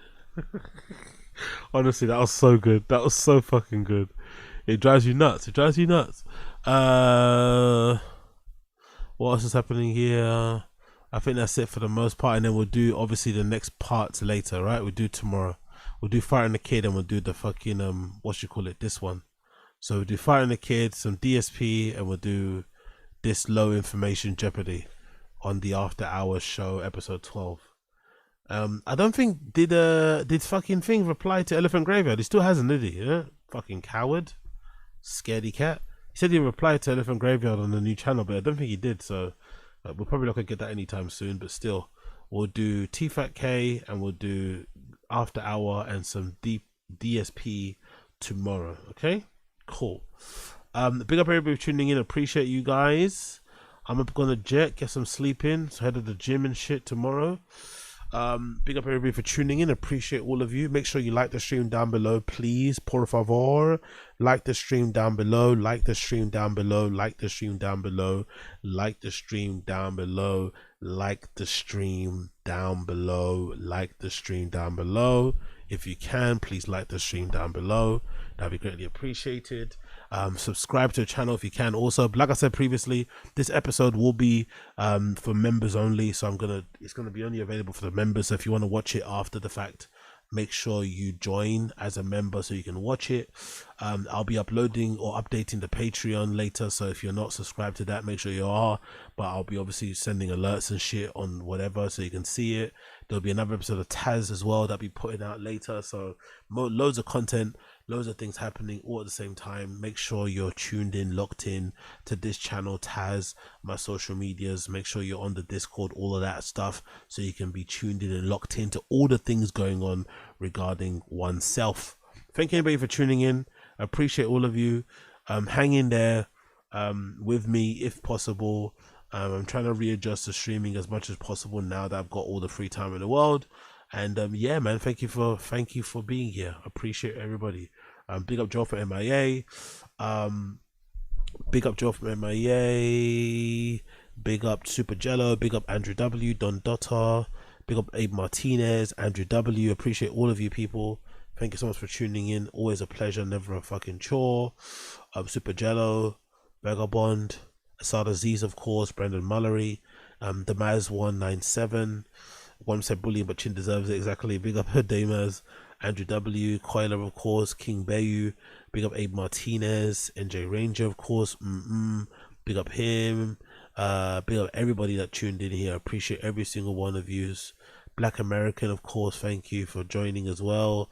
Two Swords, everybody, appreciate you all. Like the stream, thank you so much. I'll see you guys again very soon. Take care, people. Peace.